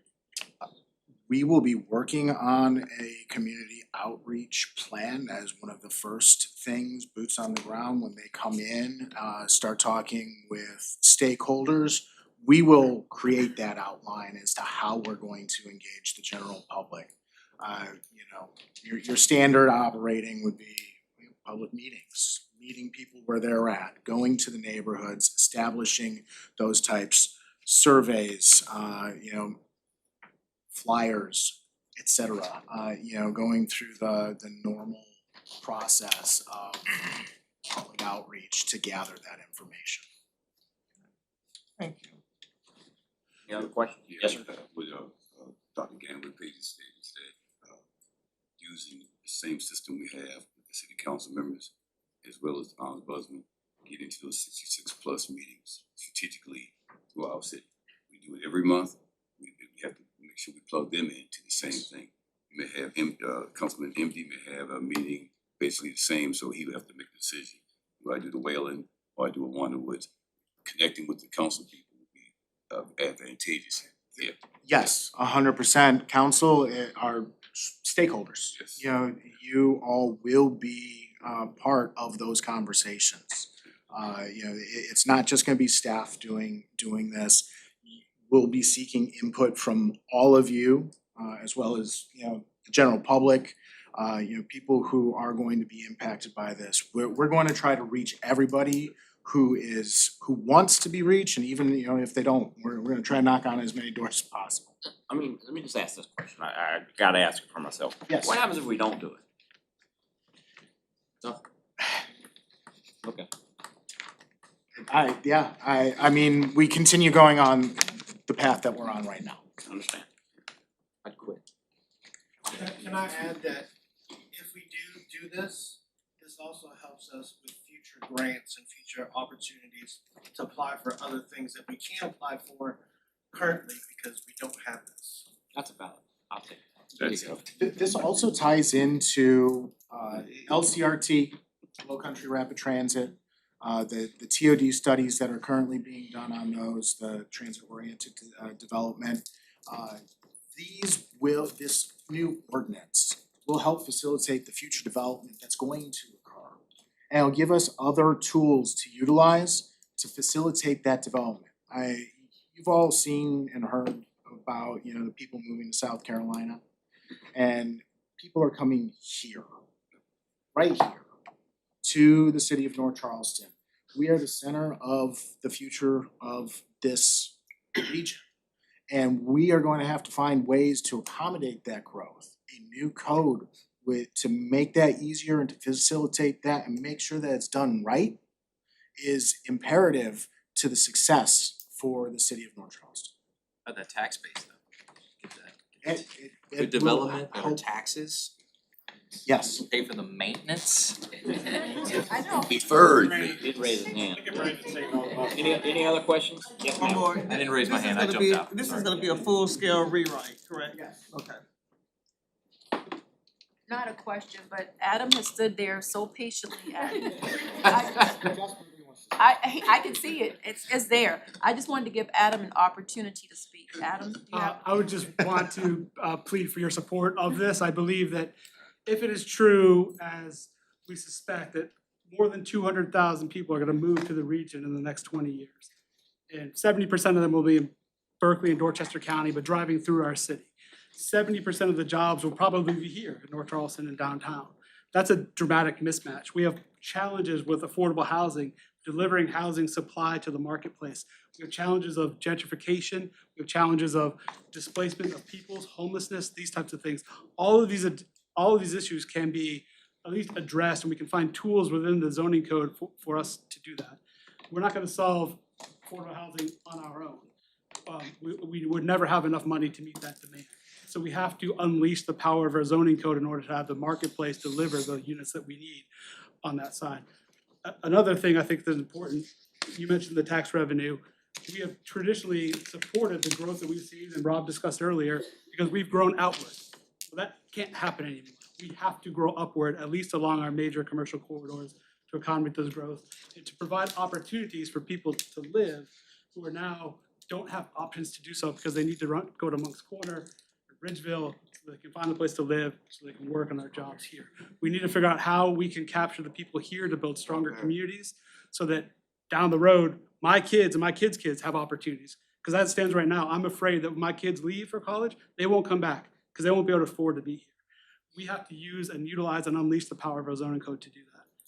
Lastly, this is a very unique opportunity for us to outreach into every single one of your communities, deep into the communities. This will be the largest public outreach the city's ever taken. It's a priority of Mayor Burgess. It has been. I've had to live through it for the past couple of years, but the community meetings, this is my third community meeting tonight, this week. And so we're out there in the community deeply, and it's important for us to go and listen and to hear what the concerns, what the fears, what the hopes, what the desires are of the community. And this is an opportunity for us to capture that data, put it into our law, and then be able to set a vision for the future that really serves the next generation. I told y'all he had something. Any other discussion? Hearing none, we have a motion and a second. All those in favor, signify by saying aye. Aye. Any opposed? Thank you both very much. Thank you. Item number 11, a resolution authorizing the city of North Charleston to accept the South Carolina Department of Public Safety fiscal year 2026 Highway Safety Grant. Second. A motion is second. Any discussion? Hearing none, all those in favor, signify by saying aye. Aye. Any opposed? Item number 12, a resolution authorizing the city of North Charleston to accept the fiscal year 25-26 South Carolina Department of Public Safety School Resource Officer Grant. Second. We have a motion and a second. Any discussion? Hearing none, all those in favor, signify by saying aye. Aye. Any opposed? Item number 13, bid award for the city of North Charleston sidewalk package 2B to the low bidder Chambers and Associates Incorporated, Mount Pleasant, South Carolina, in the amount of $1,165,813.32. Move for approval. Second. We have a motion and a second. All those in favor, signify by saying aye. Aye. Any opposed? I assume there was no discussion since I jumped over that. But anyway, we're good. Is there anything else to come before the Finance Committee? Hearing none, this meeting is adjourned. Okay, we're gonna actually call to order the City of North Charleston Committee, the whole meeting, November 20, 2025. I'd like to approve the minutes from October 16, 2025 committee, the whole meeting. Move approval. Second. All in favor? Aye. Any opposed? Right. Plastic bag ban. I see that our neighbors in Charleston County here. The Charleston County Resiliency and Sustainability Allied Petrol. Okay, did I say it right? No, but it's Okay, I'm sorry. It's I'm sorry. Ali Petrucci. Oh, Allied Petrol, I got you, I'm sorry, I That's apologize. okay. Yes, ma'am, you're right. First off, I want to say thank you, Mayor Burgess, for the panel yesterday. It was great. Oh, yeah, It was a enjoyed great discussion. So good evening, council members. My name is Ali Petrucci and I'm the Sustainability Coordinator in Charleston County. And I'm going to be giving a quick presentation tonight on the county's ordinance prohibiting single-use plastics. The County Council recently considered amending our ordinance to close the loophole found in language and aligning county policy with some other municipalities.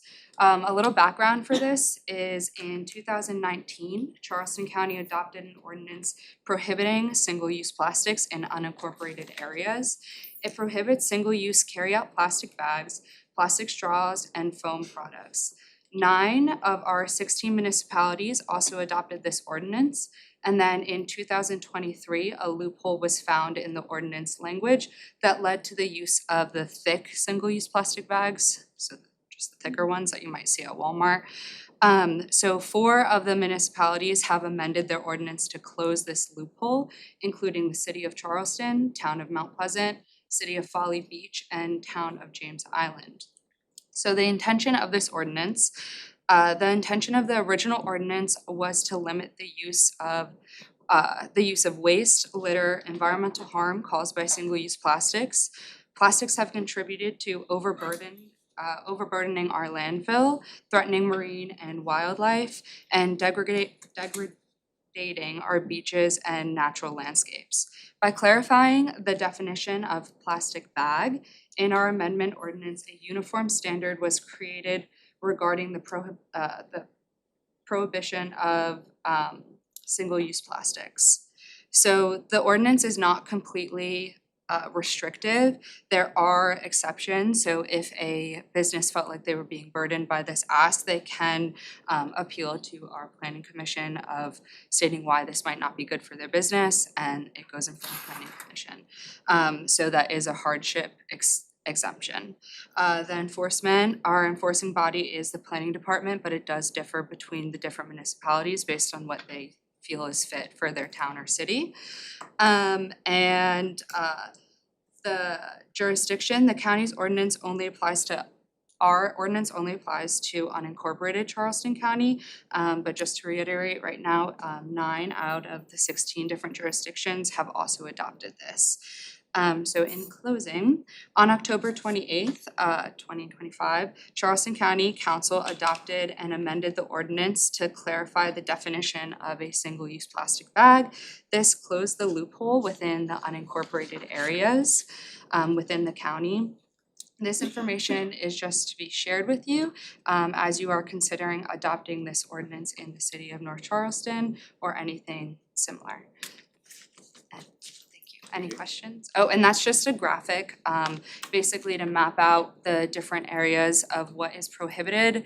And then the thicker, the colored square on the end, those are who closed the loophole. And then now we'll have Charleston County on there as well. So two things. Mhm. Paper straws, but at the same time, that's balloons are up there. Mhm. Talking about not being allowed to use balloons at, children's parties, things like that. That is also something that we're doing. So this is just a general overview of what each municipality is doing. So I can't speak for Folly Beach on how or why they wanted to prohibit balloons. So that, It's the Folly Beach wood, yeah, okay.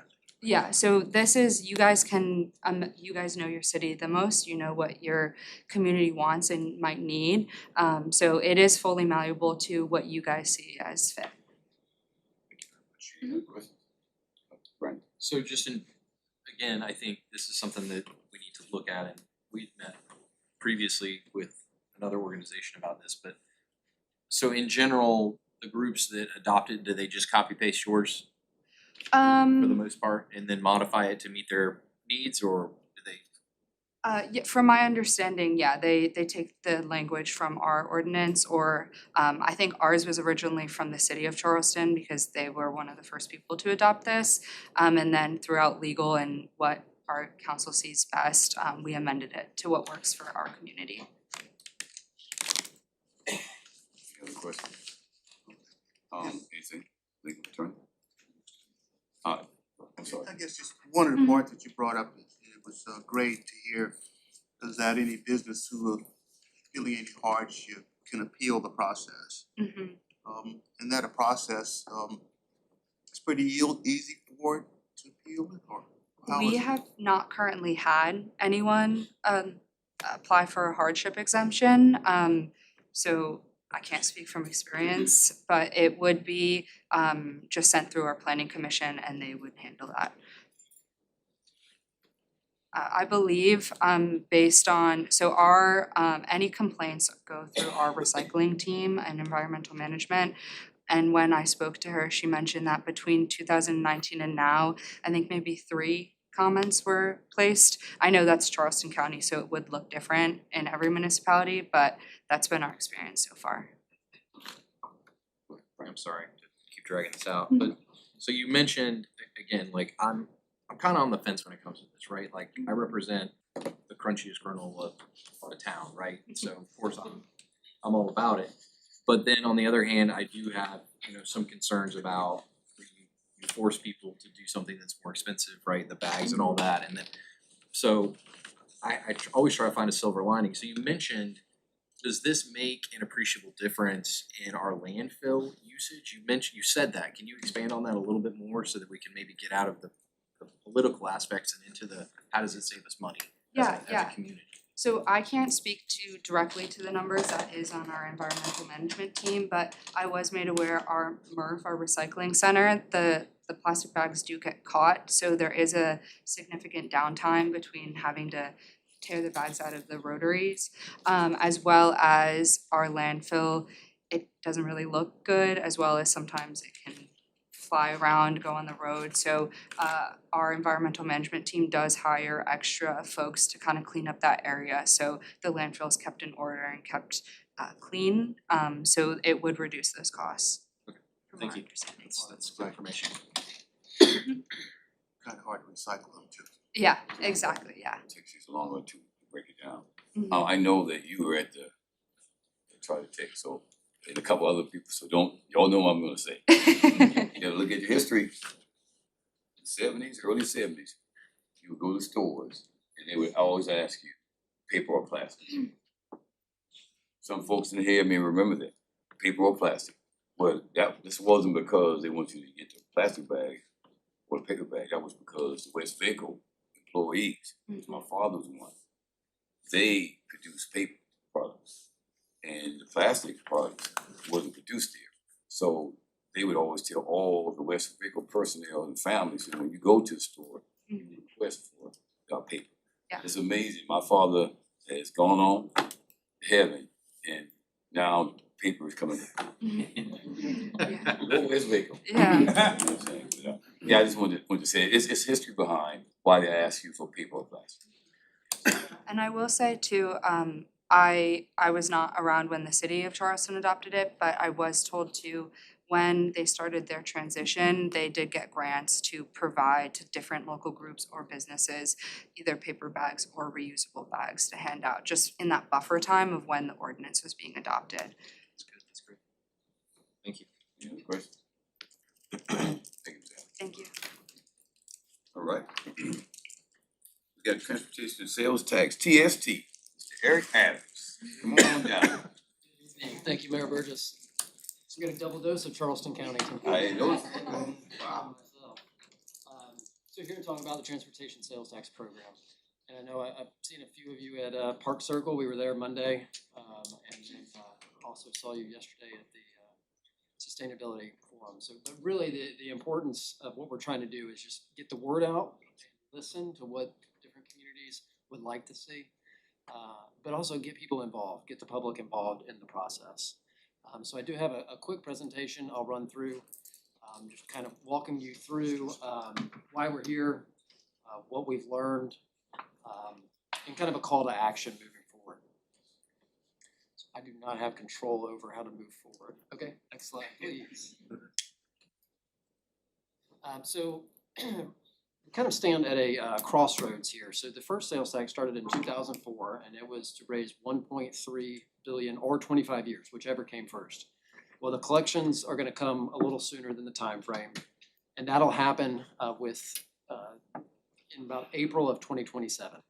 So the first sales tax will expire. The second one started in 2016, and that will continue on. But really, the citizens of Charleston County stand at a crossroads of, do we extend this tax or not? Next slide. So County Council has formed a special committee in September to discuss this topic in public and in a transparent way. So one of the things they asked us to do, staff, is to come out to all of our municipal partners. So come to you, to your meetings, kind of give you a briefing, really reach out to you in earnest to listen to what your input is on the future sales tax and anything we can learn from that. Excellent. So what we've learned with the creation of both of the sales tax, it's leveraged $4.56 billion that have been committed to infrastructure improvements in our community. So this is difficult to read, but this gives you a historical breakdown in the different categories of how the funding was allocated in 2004 program and the 2016 program. So there's different percentage allocations. So Greenbelt percentage changed from 2004 to 16, same thing with transit. But it's just to give you an idea of historically how the funding was allocated. It doesn't mean that in an extension that the funding would mirror that. And that's really what we're here to listen and get your feedback on, is what would North Charleston like to see a distribution in these categories may be different than maybe what Mount Pleasant or James Island or Folly Beach would like to see. Because again, you know your community better than anyone else. So an important fact of with the existing sales tax programs, we were able to leverage or bring in matching funds to the tune of $1.2 billion additional from state and federal grants into our community that would not have been possible without the passing of those two sales tax programs. So an interesting fact is we estimate about half of the funding revenue that comes in through the transportation sales tax is from non-residents of the county. So it comes in from tourists. Charleston's a popular tourist destination. So those visitors are buying things here in Charleston County. There's commuters that may be coming in from Berkeley and Dorchester and buying things. And then if you combine that with the grants that we were able to obtain, about half of the revenue that's coming in is from outside of our citizens of Charleston County, which would be in contrast to a normal property tax, which is the full burden of the residents of that jurisdiction. So here's kind of some statistics around what has been accomplished Some of the things in North Charleston, as far as sidewalks, we did sidewalks on International, North Red, Antler Drive, infill on Dorchester Road, Covington Drive, Azalea Drive, Maxwell Street, intersections improvements at Green Ridge and Rivers, Cross County Ashley Phosphate, Dorchester Michaud, International at Michaud, South Aviation Remount. Did some drainage work over in the Academy neighborhood. Larger projects, Palmetto Commerce Phase 1, Palmetto Commerce Phase 2, Future and Northside Drive. We just opened the interchange, Palmetto Commerce Interchange on the interstate. We've got funding the BRT through the Transportation Sales Tax Program with the COG. Airport Connector Road, which is underway, will be coming out soon. Dorchester Road's in design phase. And then Palmetto Commerce Parkway Phase 3. So lots of big projects in North Charleston. Many of those, that we're looking at with, Dorchester Road. We all know that that is not a county road. That's not a city of North Charleston. Who owns that road? SCDOT, right? That's over half of the roads in Charleston County are SCDOT owned. Now, in their defense, they have the fourth largest highway system in the nation. Out of all the states, they have the fourth largest, and we're one of the smaller states. So they really have their hands full. If you look at their projections of how they're planning to spend their funding coming up, their primary focus is on interstates and bridges. There was a bridge in the upstate near Spartanburg that collapsed about a couple of months ago. So they've got a safety concern around that. If you look at the interstates, if you travel to Georgia or North Carolina, then you come into South Carolina, you can tell the difference, right? And that's where most of the traffic is. So they're focusing there. They're in our region, they're focused on the Low Country Corridor, right? The existing 526 widening to the tune of $4 billion is that project. So that's probably where their focus is. And the reason I bring that up is they don't have the resources to come and address the more local concerns that we may have around congestion, around bike ped, around these things. So the transportation sales tax is a mechanism that we have as local citizens to bridge that gap, to fill that gap where the state can't come in and help on their roads. This is a mechanism that allows us to better control our own destiny around quality of life issues. And when I say quality of life, I'm talking mobility, traffic, bike ped access, transit access, and also quality of life around our green spaces. Charleston's a very natural beauty that we need to preserve or desire preservation of that. So speaking of that, our Greenbelt program, we 49% of Charleston County's total acreage is in a preservation status. That ranks second in the state. And I will mention I have Eric Davis here with me as well, who oversees our Greenbelt program. I'm talking transit, so went to the CARTA board meeting the other day, and a lot has been done to support CARTA and transit through the transportation sales tax program. Fleet upgrades, 125 vehicles, bus stop improvements, and of course the Low Country Rapid Transit Project, which is, as you all know here in this room, a regionally transformative significant project that's critical to the region that's funded by the transportation sales tax program. Some statistics around CARTA, we know that service miles have more than doubled along with passenger trips over the time from 2004 through the life of the sales tax program. So what's changing? And I know y'all have hit on this, y'all are talking about your planning and zoning and you're mentioning population, right? We all know that population is changing in Charleston County.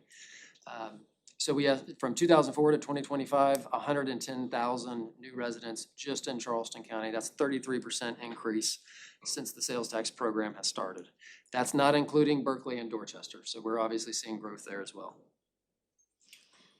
Since 2008, according to the Department of Motor Vehicles, a 41.5% increase in vehicle registrations since 2008.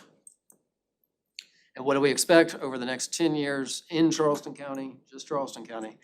At least 42,000 is what we're projecting additional people moving into the county. And we all know what more people means, more vehicles on our roadways. So where are we now? Where is the county now in this process? As I mentioned, County Council formed a special committee to discuss this very important topic.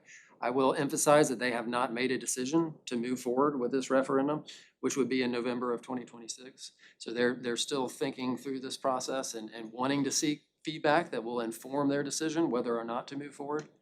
Staff, we are in the listening session phase in October, November, even into a little bit of December, where we're going out into the community, to the municipalities, to stakeholder groups, just really trying to have a listening approach. We want to hear from the community of what you would like to see. And we'll take that data, get with the COG and chats, overlay it with some of the statistics around safety, congestion, and so forth, and take that information back to county council in the springtime of next year to continue to inform them around their decision-making process, whether or not to move forward with the extension of this tax. We estimate that over a 25-year sales tax program extension, it would raise $4.25 billion. And we've kind of want to take the concept of beginning with the end in mind, so that at the end of this 25 years, if it moves forward, we've accomplished what we set out to do. And we are thinking of that in investment categories. So we've got the Greenbelt program, as we've kind of discussed. We've broken out specifically bike and pedestrian improvements. That's one of the things we consistently hear about is needing additional facilities around bike and ped improvements. So we've broken that out as an investment category. Public transit, CARTA, low country rapid transit, roadway congestion around our, keeping our pavements in good condition. We're talking rural safety for some of the rural areas of where the shoulders are narrow. You have safety concerns, intersection safety, and then of course bottlenecks where we see congestion.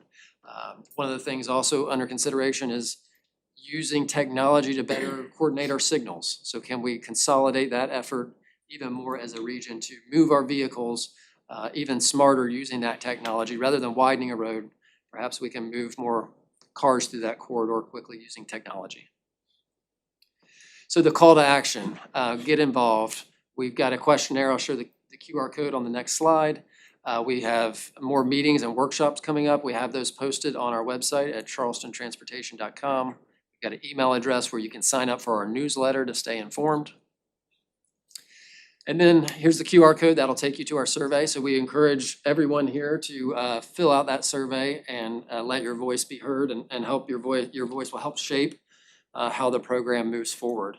And then specifically to council, we're asking you for your input. We would like that by December 1st, ideally. I know that's a short time frame. So in early December, just around, where are your priorities in investment categories? Where are your priorities in projects? And then some questions to think about is what have been the successes and challenges from your perspective with the sales tax programs so far, the two existing? The investment categories, how would you like to see those in your community? And then are there anything that we're not thinking of that's important to your community that you would like to bring forward? And with that, that's the end of my presentation. I'm happy to answer any questions that you may have. Email to us. Absolutely. You got it. Identify all of the projects based on the public input, the stakeholder input, and then actually tie that back to the referendum, because that kind of hurt the last one from getting passed because of some stuff that was attached that kind of. So I mean, would you list out the projects that the $4.25 billion would be? Right, so we would continue. Obviously, some of them you don't know because you're talking 15 years from now, but right, and the that big ones, Dorchester Road, some of the other things that would really impact our city, Yes, sir. specifically. And that's kind of what we want to hear. So we'll have the public input, but we want the municipal input. Then we'll take the data from chats, the regional transportation planners, and kind of overlay those and put together candidate lists for county council's consideration.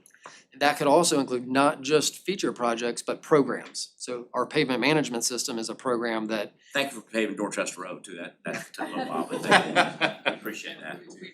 So that, pavement management, there's $4 million allocated each year into that program. And that's part of the tied into CTC, which is a whole nother, I get it. Yep, there could be a bike and ped allocation program that's a certain amount per year that's more, robust, or there could be an intersection improvement program that could be so that all the projects aren't necessarily identified up front. You could build some dynamic flexibility into it. So, an intersection today may not be a problem, but it may be in 10 years. So if we build that programmatic function in there where we could have criteria on how these things will be ranked or how the projects would be selected, in addition to maybe some featured projects that would be identified as part of the referendum, clearly at the front end. But the ultimate goal is to develop a transparent plan that people understand what they are voting on. So just a few things. One is, I checked out the code from the last presentation. It's actually pretty fun. Gives you $100 million to play with. You get to do some cool stuff. Whoever put that together did a really good job. So that's cool.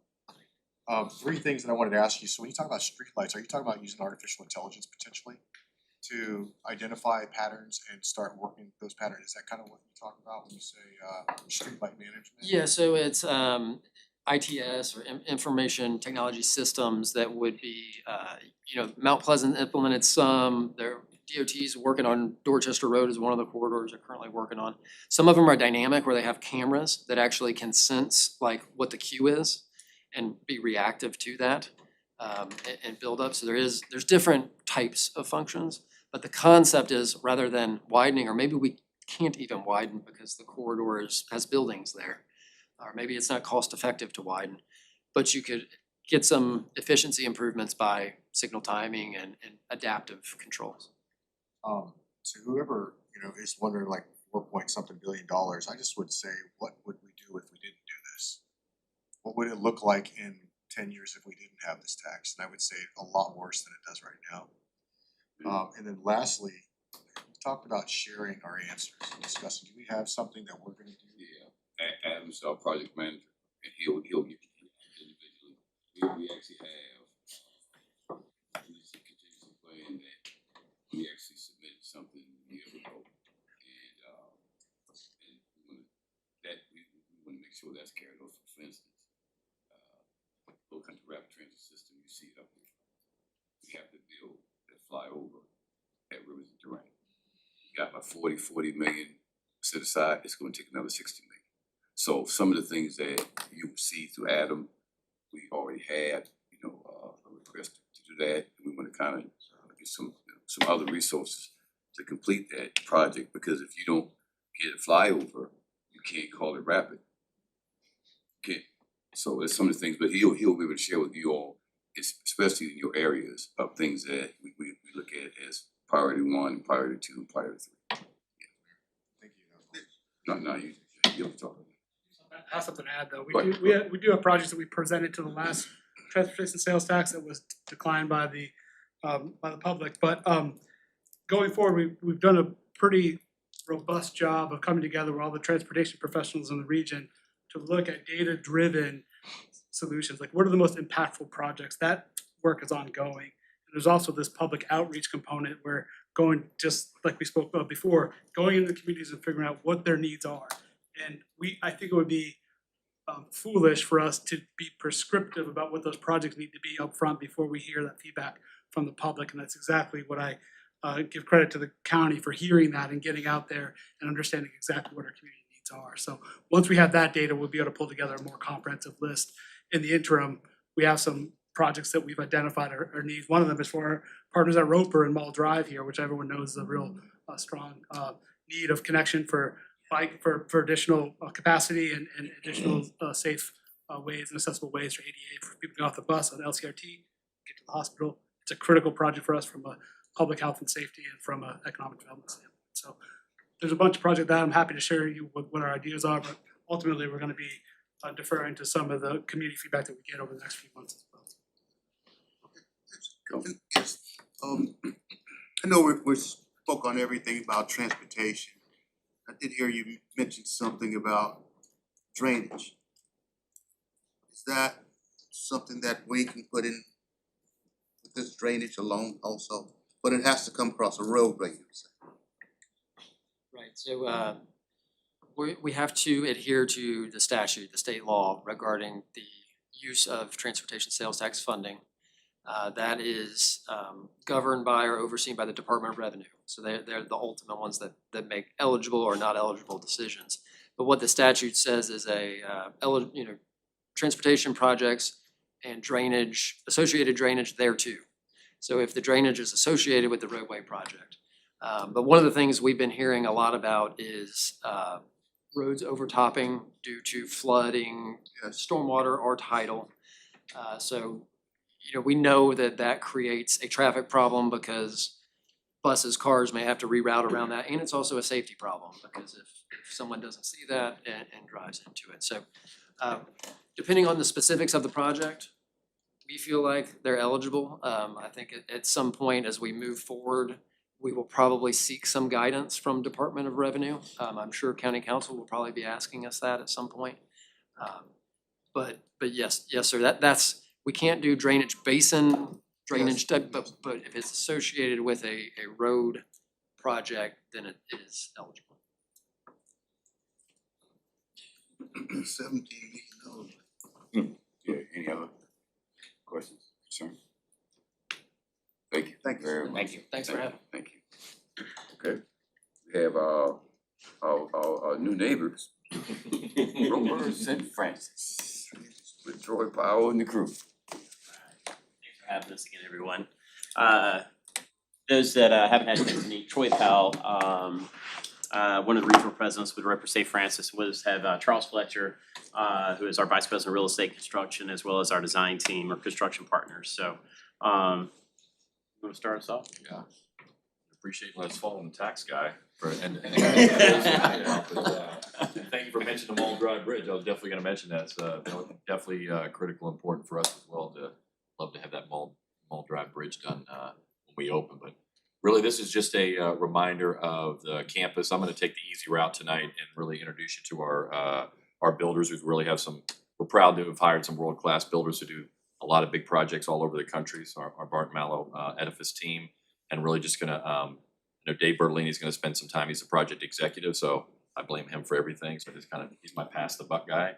But I'm gonna let him kind of really explain what's happening on the campus now and what's to come over the next 12 months. All right. Good evening, everybody. I have Matt Mitchell with me here too. So next slide. We've been, I guess everyone's kind of seen the presentation of what we have going next to you. City Hall, you can see right there in the bottom right corner, so you have a front view. The future expansion is going to be right in your front doorstep. That is coming later. The MOB is off to the right a little bit. Staff parking, you can probably see that as a sand lot, a big sandbox right now. And off in the distance, the background is where the main prize is. That's where we're working diligently now for getting the foundations in. Next slide. So where we've been, if you've noticed, we've started roughly first week of January, and that's when we really started going after the old City Hall. We had some other structures to move, and we reworked the whole storm system. So that started in January, moved through into capturing the whole area, fencing everything off, making sure it was separate from every one of the civilians and everything like that. So the deep foundations followed the civil work. So we started that in July. We've been punching through. I'm sure everyone's heard that noise, tink for a long time. We'll show you a slide how we're progressing on that. We're actually doing pretty well on that and ahead of schedule, so that will come to an end at some point, I promise you. Concrete has started, so we've done some waterproofing. We have some of the big pile caps in. We have a big elevator pit in with the main elevator, the core, that's in place. Moving into structural steel in April. We'll have some stub columns going in December, coming out of the ground a little bit in that deep excavation. But our march for steel will continue out through and supporting some enclosure start, which is a curtain wall. So if you have seen too, we also have, we got a picture of that. We have a mock-up. So it's a separate building in that parking lot. You can see the glass facade is on there now, and it's actually facing the side. So that, yeah, that's right out there. So that's going to be what the main hospital looks like. So it's coming together. That will start, jumping in 26 towards the end. And then we've got the whole march through. We've got the power, all of that to get everything to first patient, a substantial completion, where we're basically done with the main work, and it's going to look like a finished hospital in March of 29. And then first patient is June of 29. And then that building to the right, that's the MOB, the one that's currently the Verizon building, where we're sitting as our office space. That will come down next couple months, and then we'll make way for that new MOB. The visitor garage is going to be attached to the hospital, and we'll show you that in the graphic a little bit better. And the staff garage is that big sandbox out there in front. So this is kind of showing that timeline of where we've been and some more detail and the 3-month look ahead. So the sheet piling is what gave us that safety barrier to do that big excavation. So we actually put an excavator and people in there to pull all that dirt out, and you've now seen a big, huge amount of dirt too off to the side, I'm sure. So that's how we've fed that. Like I said, the podium in the hospital are all combined, the cup is right there. So that pile cap and grade beam work has started. That elevator pit mass excavation is the big excavation that you see. And we're gonna work on our way down. We've got some test piles that just went in this week. So we have 3,000 piles we're putting in. Yeah, total, so we put in 4 in that sandbox there for the parking deck. So they're gonna do some test analysis on that, verify the depth. We're about 47 feet deep on all the piles that we're putting in, so it takes a bit to put those in the ground. And then we're gonna move on from where we're at now doing the foundations over to that site. As we do the steel in the hospital, we're gonna jump over and start doing the parking deck. So that's a big broad picture where we're gonna go. So there is one of our rigs, our noisemakers there to the left. And there is the results. So they're about 3 or 4 feet down, so you can't even see them. All that work, you can't even see them until we excavate down to them. But those on the right are examples of those pile caps. And in the foreground, in the bottom right corner, it's number 10 bar, which is 10/8 of an inch thick. So those are actually being grouted in to the tops of those. We got grout tubes going in there that all kind of meshes together this massive steel and concrete structure that's just one pile cap of many throughout the project that we're working on now. And then I think, is that City Hall in the background there from this view? South. Oh, South State Bank, okay, yeah. So there, this graphic is not the one we wanted to show you. It's, we're a little bit further. We actually have in the left-hand corner to the graphic to the left is, I think you see the F there. That is mostly done. A in the top right is mostly done. So we're projecting to finish that footprint before Christmas this year. And then we're gonna jump over to the parking deck across the street for staff. So that major noise will stop there, but we are gonna move over to the parking deck and put those in. We have a decent amount of piles there, some pretty heavy duty foundations, a 6-story building, so it's a pretty massive structure going there for staff. But we're ahead of schedule there. There's a good shot from our drone on, I guess, both fronts. The top big mat is where our linear accelerator is gonna be, so that's a massive structure. There's 100 piles or so in that cap alone.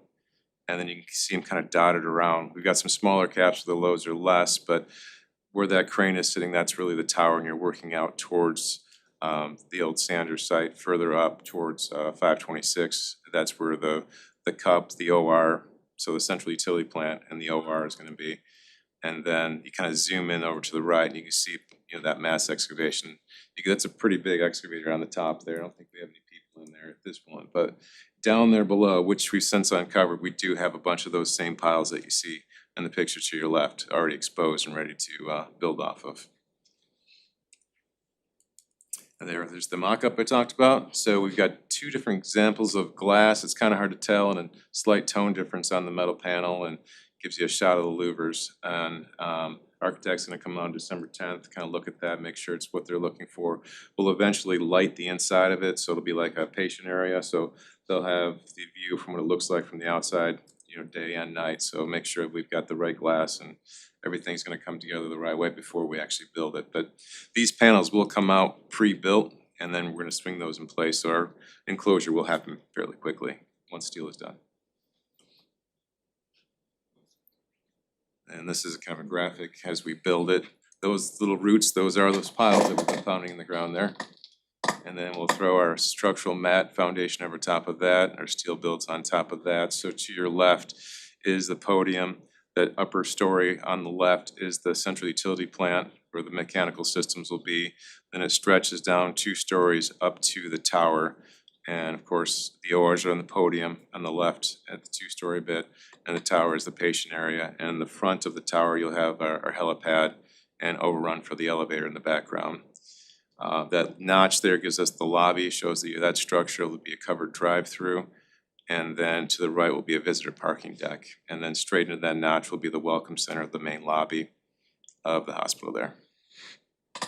I think this is through December of next year, I think is what this basically shows, is to maybe the next 12 months. So about 12 months from now, that's what we'll be seeing on the site, where we start to enclose it. Yeah, it's a 10-story with a second mechanical level there, yeah, it's pretty good structure.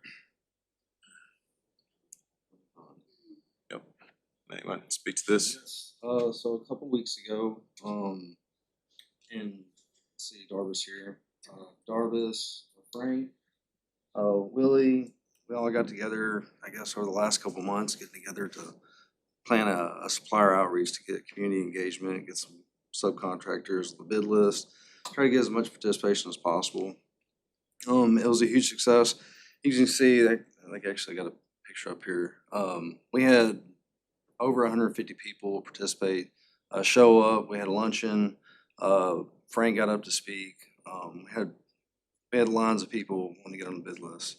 All local subcontractors. Got to meet a lot of people. It was a huge success, and we're to seeing some of their bids. We just put the bid packages out on the street, and so we're going to be checking that out. We got 3 groups. We're going to be trying to get all the subcontractors lined up and get everybody hired and get this project going next year. So a lot of work to do over the next few months. Troy? Yeah, so tremendous work by the construction team, and even though I really thought that you guys were gonna build the hospital as quick as that video went up, right? But no. We're trying. We're out Yeah, there, so yeah. you are making good progress. So just a little bit more about some of our community engagement work. And so the mayor, along with Senator Tedder and Representative Waters, joined us for a community town hall event back on October 20th. And so we had about 75 to 100 people there, and they came in just to kind of learn about the project and what's going on. So we saw a lot of value in that, great feedback, and I think a great opportunity to kind of get the community engaged. So Mr. Mayor, appreciate you being there and being a participant, and something that we'd love to do again. These guys are going to tear down the Verizon building where we hosted it, so we'll have to come up with another spot. But great opportunity for us to just kind of keep the community involved and engaged. Also happy to share about a new partner joining the project with us, which is the Ralph Applebaum and Associates. This is a group that has done some local work, did some work with the International African American Museum, and is coming alongside of us to actually help with what I'm calling some of the history telling for it. So River St. Francis has been a part of this community for 150 years, and so a lot of history that's there. This is a big change for us because we're actually leaving the peninsula. We're coming to North Charleston, right? And so what used to be the center of Charleston is no longer the center of Charleston, and we're sitting in the in what is the center of our community now. So. But with that, we want to make sure that we're actually telling the story about who we are, who the community is, and capturing all of that. So with that, the Ralph Applebaum group, they are actually helping us to kind of do some community focus groups and whatnot. Well, let me go forward and then come back. And kind of capturing some of this story. And so this is some of the initial work and kind of how they're framing things. But we're going to be having some community groups and soliciting feedback just so that we can again try to make sure that folks are seeing this as their hospital and really more than also kind of a wellness hub within the community. So if there's any interest of folks in actually being involved in that work, Courtney's got my information. Please certainly reach out, let us know. We'd love to have you involved. So kind of using some of the spaces that are within the campus to do that. And so we're going to have the promenade, the green belt that kind of extends down towards City Hall. We see that as an opportunity for us to kind of tell some of that story, capture some of that history.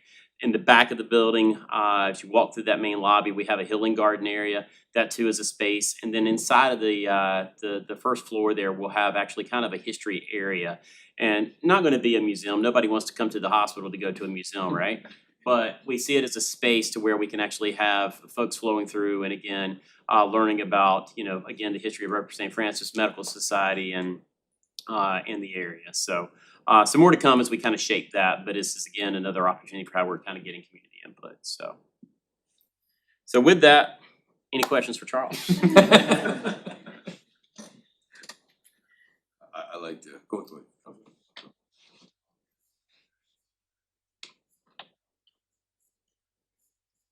Absolutely. Yeah, certainly. We'll send it over. Courtney and I had a little trouble trying to share it because it was so large with some of the graphics and whatnot, but we'll trim it down to a PDF and send it out. Certainly. I like to say, when I was right before we got sworn in, still being chief of police and coming in with you guys and Mayor Summey, you all made sure that the conversation was we want to making sure North Charleston was definitely in the front. And they've done it. What Troy has done, we spoke, we had a meeting a couple months back, and that was one of the conversations about history. And Troy said that I know that the city of Charleston history has a lot to do with, especially African American history, with the basket weaving. That is a history, and he knew that. But in North Charleston, our history is tied a little differently. The two main communities in North Charleston, when you're talking the historical factor, it's Liberty Hill and Park Circle. Those are two. And he was willing to get all the other communities, Ackleby and Whale and all these other areas as well, encompass it into all of that so that when folks come through here, they can see the history of North Charleston as it is. And I appreciate that, really did. And I appreciate you working with Frank because we actually opened at SBE and it's OBO. Change names. Office of Business of Accountability. Opportunity, okay, I get it. We did that because we always have heard those complaints. Come on, people, y'all heard it. Well, it's not fair to us. So how do we make it fair? We create that office.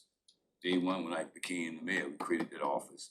And that's what Roper's doing. Roper's showing you that they're not gonna come here and set up, but they want to make sure that we are thoroughly involved in the process. And like you were saying, having that forum, you're bringing the small businesses, you're bringing the entrepreneurs, you're bringing in the nonprofits, you're bringing in folks that normally would even get through that door because you're working with the city of North Charleston to make sure that happens. And I really appreciate it. That, for us, is a big win. That is a big win. Thank y'all for doing that. We're definitely partners in this. I mean, the city has been incredibly supportive and we appreciate support helping us bring this together. Appreciate it. Roper North Charleston. Roper North Charleston. There you go. All right, Thank you. thanks everyone. Thank you. Thank you. Okay. Everybody's fine, everything's good? Any other information, anything else? Mayor, just real quick, we've talked about it last month, but we've got some openings on the STR committee. So if we could maybe get those appointed and so we could have a meeting, because we had talked about maybe readdressing that next year. That'd be super helpful. Did we put together? We had a committee, but a couple of those members are no longer with us. Okay, how many we have? Two. I filled in or did I fill? Did I say that? You previously. Well, Previously, yes, yes, you did. So I'll fill it to, I'll work on it and I'll send it to you. So it's you, right now. Me and Nefertiti, Nefertiti. and I think Councilman Brown here. Okay. Are you on there? Yeah. You're on the STR committee, right? No? Short-term rental? Short-term rentals. Who was the? Yeah, I think you were. It says you're on there. I'm pretty sure you're sitting next to me. Got me coming? One of the largest. Have them coming. Yeah, that's right. How was it? Yeah, it was. Yeah, I'll make selections. I'll call the remaining ones and see which one. We'll figure it out. Get two more. Thank you, Mayor. Then we can wait. Alright. Appreciate it. Also, Mr. Mayor, my one replacement for the nonprofit subcommittee. Yeah. I request Dr. Hannah. Yeah, okay. Should we put that down?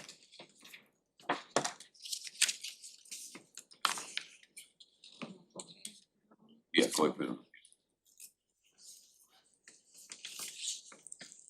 Councilman Gannon, you're gonna do that, on that team for the nonprofit. Any others? Nothing else? This meeting is adjourned. God bless you.